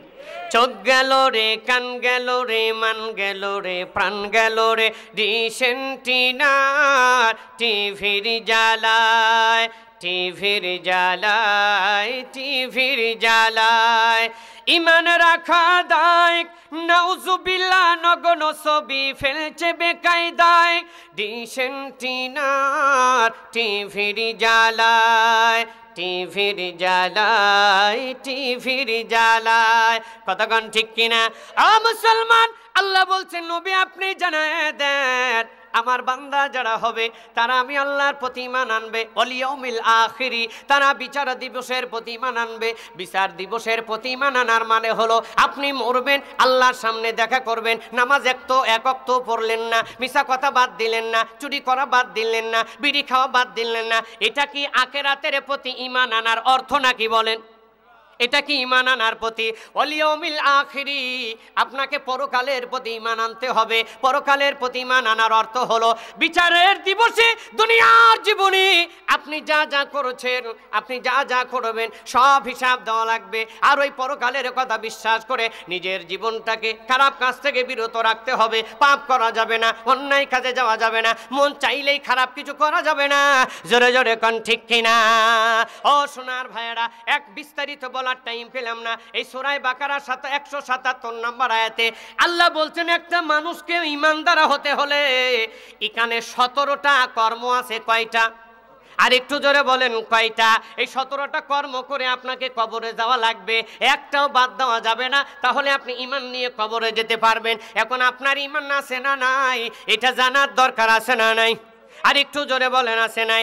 আল্লাহর নবীর সাহাবী আবু যর গিফারি বলছে, আল্লাহর নবী বলেছেন আবু যর রে আর একটু শোনো, তোমার ঈমান আছে না নাই এটা তুমি কেমনে বুঝবা? তোমার ঈমান আছে না নাই এটা মানুষকে দেখানোর জিনিস না, এটা মানুষকে দেখানো যায় না। তোমার ঈমান আছে না নাই এটা তুমি নিজেই বুঝবা। কেমনে তুমি বুঝবা? তুমি তখনই বুঝবা তোমার ঈমান আছে যদি তোমার ভালো কাম করলে ভালো লাগে, সালাম দিতে যদি ভালো লাগে, মুয়াজ্জিন যখন আজান দেয় মসজিদে যেতে ভালো লাগে, মসজিদে সালাত পরে বের হলে মনটা আবার ছটপট করে কখন আজান দিবে, কখন সালাতে যাব। এরপরে মানুষকে বিপদে সাহায্য করলে ভালো লাগে, কোরআনের মাহফিল করতে ভালো লাগে, সালাম দিতে ভালো লাগে, কোরআন তেলাওয়াত করতে ভালো লাগে। এক কথাই হলো আমার মা বোনেরা, দুনিয়ার জীবনে যদি ভালো কাম করার পরে তুমি তৃপ্তি পাও, ভালো কাম করার পরে যদি তুমি আনন্দিত হও, ভালো কাম করার পরে যদি তোমার ভালো লাগে রে, তখনই বুঝবা তোমার ঈমান আছে। কার কথা? আল্লাহ বলছেন তখনই তুমি বুঝবা তোমার ঈমান আছে। আর একটা কারণে বুঝবা তোমার ঈমান আছে, আল্লাহর নবী বলছেন ভুল ক্রমে যদি ঈমানদারের কোনো পাপ হয়ে যায়, ভুল ক্রমে যদি অন্যায় হয়ে যায়, তুমি যদি অনুতপ্ত করতে পারো, তওবা ইস্তেগফার করতে পারো, আর অনুতপ্ত হতে পারো, অনুশোচনা করতে পারো, আহারে আমি তো ইচ্ছা করে করি নাই, আমার দ্বারাই পাপটা হয়ে গেল, আমার দ্বারাই মানুষটা কষ্ট পেয়ে গেল, তার কাছে যাও, তার কাছে গিয়ে ক্ষমা চাও, তার কাছে নত হও, তার কাছে ভুলের সংশোধন করো। আল্লাহর নবী বলেছেন অন্যায় করার পরে যদি তুমি বুঝতে পারো, অন্যায় করার পরে যদি তোমার খারাপ লাগে, ভুল করার পরে যদি তুমি কষ্ট পাও, আল্লাহর নবী বলছেন তখনই বুঝবা তোমার ঈমান আছে। কথাটা কার? আরেকটু জোরে বলেন। এখন আমাদের সমাজে এক শ্রেণীর মানুষ আছে নামাজ রোজা সব টাইম মতো করে, আবার পাপও টাইম মতো করে, আছে না নাই? আবার অনেকেই বলে হুজুর নামাজের না কাম নামাজ করবে, পাপের কাম পাপ করবে, এমন লোক আছে না নেই? আমার ভাইয়েরা, আল্লাহ নবী বলছেন নামাজ পড়লে ভালো লাগে না, নামাজ পড়তে মোহাব্বত জাগে না, ভালো কাম বিপদে হয়ে পড়ে করো, বিপদে পড়ে তুমি ভালো কাম করো কিন্তু তৃপ্তি নাই, খারাপ কাম করলে তোমার কষ্ট লাগে না, ভালো কাম করলে ভালো লাগে না, খারাপ কাম করলে তোমার খারাপ লাগে না। আল্লাহ নবী বলছেন 22 হাত পাগড়ি, লম্বা টুপি, দাড়ি যাই থাক না কেন বুঝতে হবে তোমার ঈমান নেই। কি নাই? বুঝতে হবে তোমার ঈমান নাই। এখন আপনারা বুঝেন আপনার ঈমান আছে না নাই, এরপরে মনে করেন আপনার ঈমান আছে, মনে করেন আপনার ঈমান আছে, আর একটা কাজ করা লাগবে। হাদিস বুখারী এবং মুসলিম, বুখারী 15 নম্বর হাদিস, মুসলিম 45 নম্বর হাদিস। আল্লাহর নবী সাহাবী আনাস ইবনে মালিক রাদিয়াল্লাহু আনহু বলেন আল্লাহ নবী বলছেন লা ইউমিনু আহাদুকুম হাত্তা কুনা আহাব্বা ইলাইহি মিন ওয়ালিদিহি ওয়া ওয়ালাদিহি ওয়ান নাসি আজমাইন। আল্লাহ নবী বলছেন আমার সাহাবীরা শোনো, একজন ব্যক্তি ততক্ষণ পর্যন্ত মুমিন হতে পারবে না, ইমানদার হতে পারবে না যতক্ষণ পর্যন্ত ওই ব্যক্তি তার জীবনের সমস্ত কিছুর চেয়ে আমি নবীকেই বেশি ভালো না বাসবে। যেরকম সুবহানাল্লাহ। এখন জীবনের সবচাইতে কাকে বেশি ভালোবাসা লাগবে? আর একটু জোরে বলেন কাকে ভালোবাসা লাগবে? নিজের কার অর্থ সম্পদ, স্ত্রী, সন্তান, পরিজন, ব্যবসা বাণিজ্য যা কিছু আছে সমস্ত কিছু উঠছে নবীকে বেশি ভালোবাসা লাগবে। ও সোনার ভাইয়েরা, আপনার ভিতরে যদি এমন তাকওয়া অর্জন হয়ে যায়, আপনি যদি ঈমান অর্জন করতে পারেন, তাহলে আপনার উপরে কিছু পরীক্ষা দিবেন কে? আর একটু জোরে বলেন কে? আল্লাহ সূরা বাকারা 155 নম্বর আয়াতে বলছেন বিসমিল্লাহির রহমানির রহিম ওয়ালানাবলুওয়ান্নাকুম বিশাইইম মিনাল খাউফি ওয়াল জু'i ওয়া নাকসিম মিনাল আমওয়ালি ওয়াল আনফুসি ওয়াত থামারাত ওয়া বাশশিরিস সাবিরিন। আল্লাহু আকবার বলবেন না? আল্লাহ বলছেন বান্দারে আমি তোমাদেরকে পরীক্ষা করব কিছু ভয় ভীতি দিয়া, ক্ষুধা দিয়া, অর্থের সম্পদের ক্ষতি দিয়া, আমি তোমাদের মালের ক্ষতি দিয়া, আমি আল্লাহ ইমানদার ব্যক্তিকে প্রতি কদমে কদমে প্রতি ধাপে ধাপে পরীক্ষা করব। ও সোনার ভাইয়েরা, আপনি যখন ঈমান অর্জন করবেন রে আমার মা, যখনই আপনি ঈমানদারিতা অর্জন করবেন, হৃদয়ে যখন ঈমানের বীজ বপন করবেন, তখনই আল্লাহ আপনাকে প্রতি কদমে কদমে বিপদে ফেলবে। সমাজে বহু মানুষ দেখবেন কোনো ভালো মানুষ যদি বিপদে পড়ে তাহলে তিরস্কার করে, আছে না নাই? আর একটু জোরে বলেন আছে না নাই? বলে ওই মানুষটা তো নামাজ ঠিক মতো পড়ে, বাড়িতেও পর্দা আছে, পরিবারে কেউ নামাজ ছাড়া থাকে না, তারপরে এত বিপদ আসে কেন? তার মনে হয় গোপনে কোনো পাপ করে, এমন তিরস্কার করে কি করে না? অথচ আল্লাহ বলছেন বান্দা যদি তুমি ইমানদার হও, ইমানদারিতা অর্জন করো, তাহলে আমি আল্লাহ তোমাকে বিপদে ফেলবো, আমি আল্লাহ তোমাকে প্রতি কদমে কদমে বিপদে ফেলবো, প্রতি কদমে কদমে পরীক্ষা করব। ইমানদারকে বিপদে ফেলবেন কে? আর একটু জোরে বলেন কে?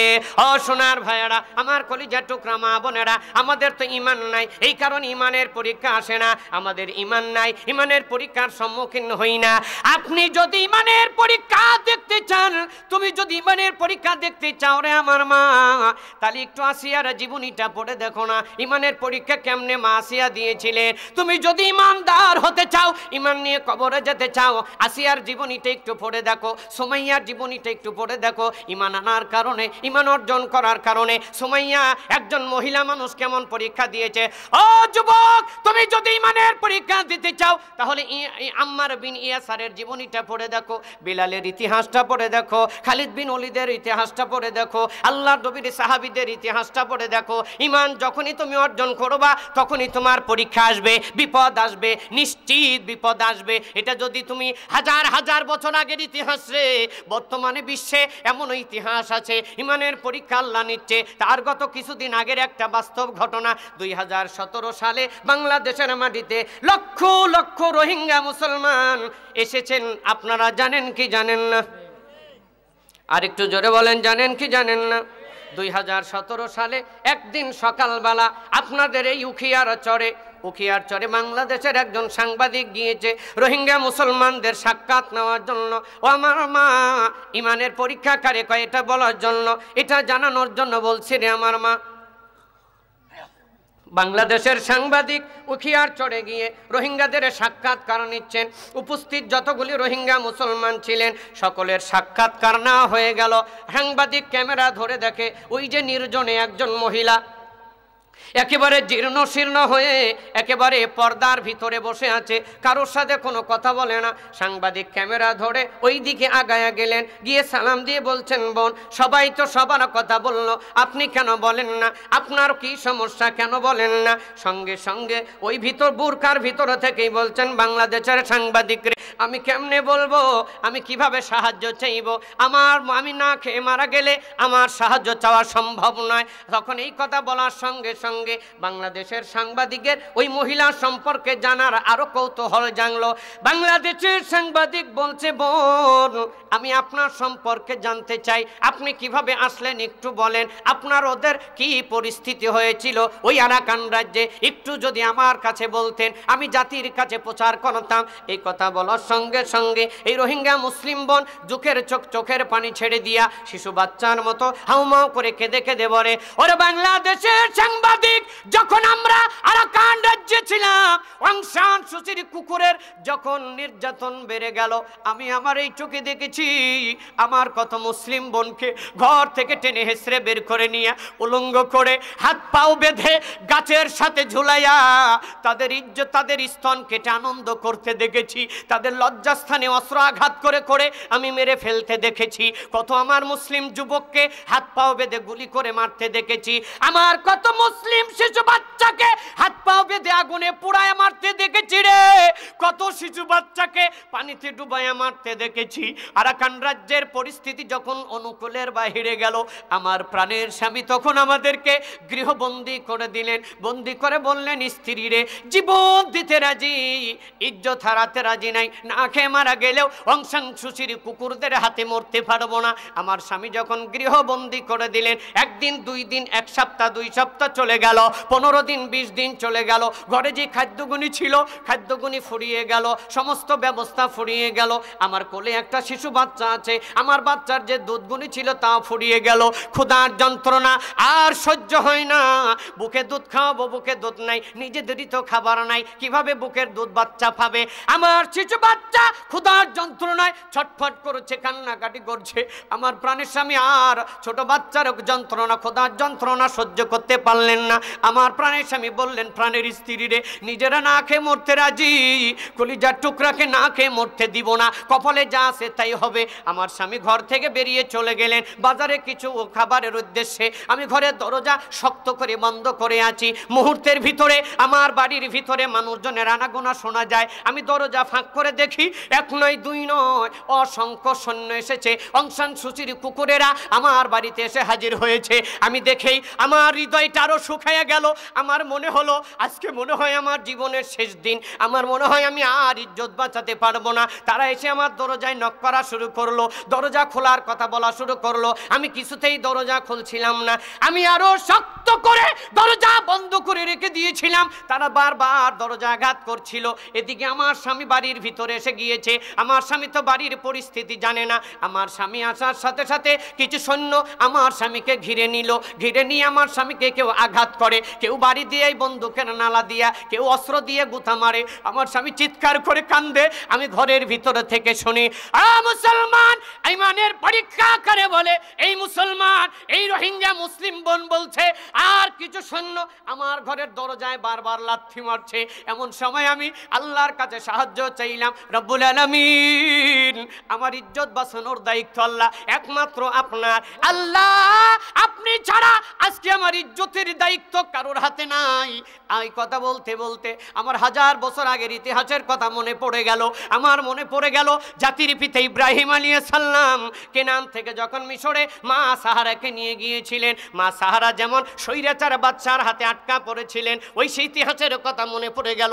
আমি আল্লাহকে ডেকে বললাম, রব্বুল আলামিন মা সাহারাকে যেমন স্বৈরাচারী জালিম বাদশার হাত থেকে ইজ্জত বাঁচায়া সশরীরে বাঁচিয়েছিলে, রব্বুল আলামিন আমিও মহিলা, আমি মা সাহারার বংশ, আল্লাহ আজকে আমার ইজ্জত বাঁচানোর দায়িত্ব আপনার হাতে দিয়ে দিলাম। ও বাংলাদেশের সাংবাদিক, আমি যখন এই কথা বললাম, আমি নিচের দিকে তাকায়া দেখি, আমি নিচের দিকে তাকায়া দেখি একটা অস্ত্র আমার সামনে পড়ে আছে, এটা কখন কোথা থেকে আসলো আমি জানি না, ওই অস্ত্রটা বিসমিল্লাহ বলে আমি হাতে নিয়ে, আমি যেন আর সাধারণ মানুষ নাই, মাত্র মুজাহিদের মতো দাঁড়িয়ে আছি। রোহিঙ্গা অং সান সুচির কুত্তারা আমার দরজায় এত জোরে লাথি মেরেছে, দরজার খিলটা ভেঙে সঙ্গে সঙ্গে 3 জনে একসাথে আমার ঘরে ঢুকেছে। আমি আল্লাহু আকবার বলে জিহাদের ময়দানের মুজাহিদের মতো তাদের উপরে অস্ত্র দিয়ে ঝাঁপিয়ে পড়েছি, আমি চোখ বুজে কোপানো শুরু করেছি, এক এক করে, এক নয় দুই নয়, আমি অং সান সুচির 10 জন সৈন্যকে যখন মাটির সাথে শোয়া দিয়েছি, বাকিগুলি আর ঘরের ভিতরে আসার সাহস পাই নাই। তারা আমার স্বামীকে নিয়ে ব্যস্ত। তারা যখন আমার কাছ থেকে চলে গেল, আমি তখন অস্ত্র ফেলে, আমার সন্তান কি ছিল, বিছানায় ছিল, আমার এই যে ছোট্ট বাচ্চা নিয়ে আমি বুকের সাথে জড়ায়া আমি পিছনের দরজা দিয়ে বের হয়েছি। আমি দৌড়াইছি, একবার সামনের দিকে তাকাই, আবার পিছনের দিকে তাকাই, সামনের দিকে তাকাই, আমি না জানি ওষুধ খাইয়া পড়ে যাই, পিছনের দিকে তাকাই, না জানি অং সান সুচির কুকুরেরা আমার পিছু নিয়ে যায়। আমি চিৎকার মেরে দৌড়াচ্ছি আর আল্লাহর কাছে বলছে, রব্বুল আলামিন, আমার স্বামীকে ওই রোহিঙ্গা ওই অং সান সুচির কুত্তাদের হাতে রেখে গেলাম। আল্লাহ যদি আমার স্বামীর ওদের হাতে মরণ হয়, আল্লাহ গো সাধারণ মৃত্যু দিও না। আল্লাহ তোমার কাছে ফরিয়াদ জানাই, আমার স্বামীর যদি তাদের হাতে মরণ হয়, শাহাদাতি মরণ দান করিও। আল্লাহ যদি আমার স্বামীর হায়াত থাকে, আল্লাহ যদি আমার স্বামী বেঁচে যায়, আমার স্বামীকে গাজী বানায়া বাংলার জমিনে পৌঁছায়া দিও। ও বাংলাদেশের সাংবাদিক, আজ 1 নয় 2 নয়, আমি 3 দিন 3 রাত দৌড়ালাম। আমি 3 দিন 3 রাত দৌড়িয়েছি। এই 3 দিনের ভিতরে ক্ষুধার যন্ত্রণা কারে কয় আমার লাগে নাই। এই 3 দিনের ভিতরে পানির তৃষ্ণা কারে কয় আমার লাগে নাই। এই 3 দিনের ভিতরে ক্লান্তি কারে কয় আমার লাগে নাই। আমার জীবনে একটাই চাওয়া, একটাই মৌলিক উদ্দেশ্য, রব্বুল আলামিন, আমি যেন আমার ইজ্জত নিয়ে, আমার ঈমান নিয়ে আমি বাংলার জমিনে পৌঁছাতে পারি। আমি 3 দিন 3 রাত দৌড়াইয়া আজকে সকালবেলা আমি বাংলার জমিনে এসে পৌঁছেছি। আমি তো কিভাবে আমি আপনার কাছে সাহায্যের হাত বাড়াই? আমি তো সাধারণ পরিবারের কোনো মেয়ে না, আমি সাধারণ লোকের কোনো বউ না। আমার এই হাত দিয়ে কত মানুষকে আমি জীবনে সাহায্য করেছি রে, কত টাকা দান করেছি, হাজার হাজার টাকা। আমি যে এই হাত দিয়ে কত টাকা আল্লাহর রাস্তায় ব্যয় করেছে, এই হাত কিভাবে আজকে সাহায্যের জন্য পাতবে? আমি না খেয়ে মরে যাব, তবু আমি হাত পাততে পারবো না। আর আমি সাধারণ কোনো মহিলা নয়, আমি হলাম কোরআনের হাফেজা, আমি হলাম দাওরা পাশের আলেমা। মুসলমান, এরকমের হাজার হাজার মহিলার, আমার মা বোনেরা বাংলার জমিনে উখিয়ার চরে আছে রে, ইমান বাঁচানোর জন্য, ইজ্জত বাঁচানোর জন্য। তোমার জমিনে, তোমার বাংলার জমিনে আছে। আর তুমি ইসলাম না বোঝার কারণে, নিজের জীবন না বোঝার কারণে স্টার জালসা বেজি বাংলা দেখে রাস্তায় রাস্তায় নিজের ইমান ধ্বংস করে দিয়েছো। জোরে জোরে কোন ঠিক কিনা? আমার সোনার ভাইয়েরা, আমার কলিজার টুকরা মা বোনেরা, ইমানের গুরুত্ব এবং ফজিলত এই আলোচনা 1 দিন 2 দিন 5 দিনে কি করা সম্ভব? আল্লাহ নবীকে আল্লাহ নবুয়ত দেওয়ার পরে 10 বছর ভরা একটানা মানুষের ইমান তৈরি করিয়েছেন। এরপরে 10 বছর পরে আল্লাহ তার বাড়িতে দাওয়াত দিয়ে নিয়ে 5 ওয়াক্ত সালাত দিয়েছেন। কতক্ষণ ঠিক নেবে ঠিক, পর্যায়ক্রমে হজ, জাকাত, সিয়াম এগুলি আল্লাহ দিয়েছেন। তাহলে 1 দিন 2 দিন, 1 জুমায় 2 জুমা হুজুর আপনাকে ইমানের আলোচনা করে কি বুঝাবে বলেন? এই ইমান সম্পর্কে আজকে বাংলার জমিনে আলোচনা না হওয়ার কারণে অধিকাংশ মানুষ সালাত পড়েও বেঈমান অবস্থায় আছে, ইমান অর্জন করতে পারছে না। আমি আপনাদের অনুরোধ করব, অন্তত পক্ষে এই অনুভূতি জাগান, যদি ভালো কাজ করতে পেলে আপনার হৃদয়ের ভিতরে জাগান। ও আমার মা, ইমান এমন একটা জিনিস, এটা মানুষকে দেখানো যায় না। ও আমার মুরব্বী, এটা ইমান এমন একটা জিনিস, কাউকে দেখানোর জিনিস না রে। এটা ইমান মানুষকে দেখানো যায় না, ইমান অনুভব করতে হয়। আপনার ইমান আছে না নাই এটা আপনি বুঝবেন, দুনিয়ার কেউ বুঝবে না। যেরকম কথা ঠিক নেবে ঠিক। আপনি যদি নিমান জীবনে দুনিয়ার জিন্দিগিতে খারাপ কাজ থেকে বেঁচে থাকতে পারেন, আপনি যদি পাপ থেকে বেঁচে থাকতে পারবেন, তাহলে আপনি বুঝবেন আপনার ইমান আছে। আপনি সব করছেন ঠিক মতো, পাপও চলছে আপনার ঠিক মতো, তাহলে বুঝতে হবে আপনার ইমান নাই। আল্লাহ আমাদের বোঝার তৌফিক দান করুক। সকলে বলি আমিন। আমার ভাইয়েরা আসতে না, মুকরম ভাই শেষ করে দেব।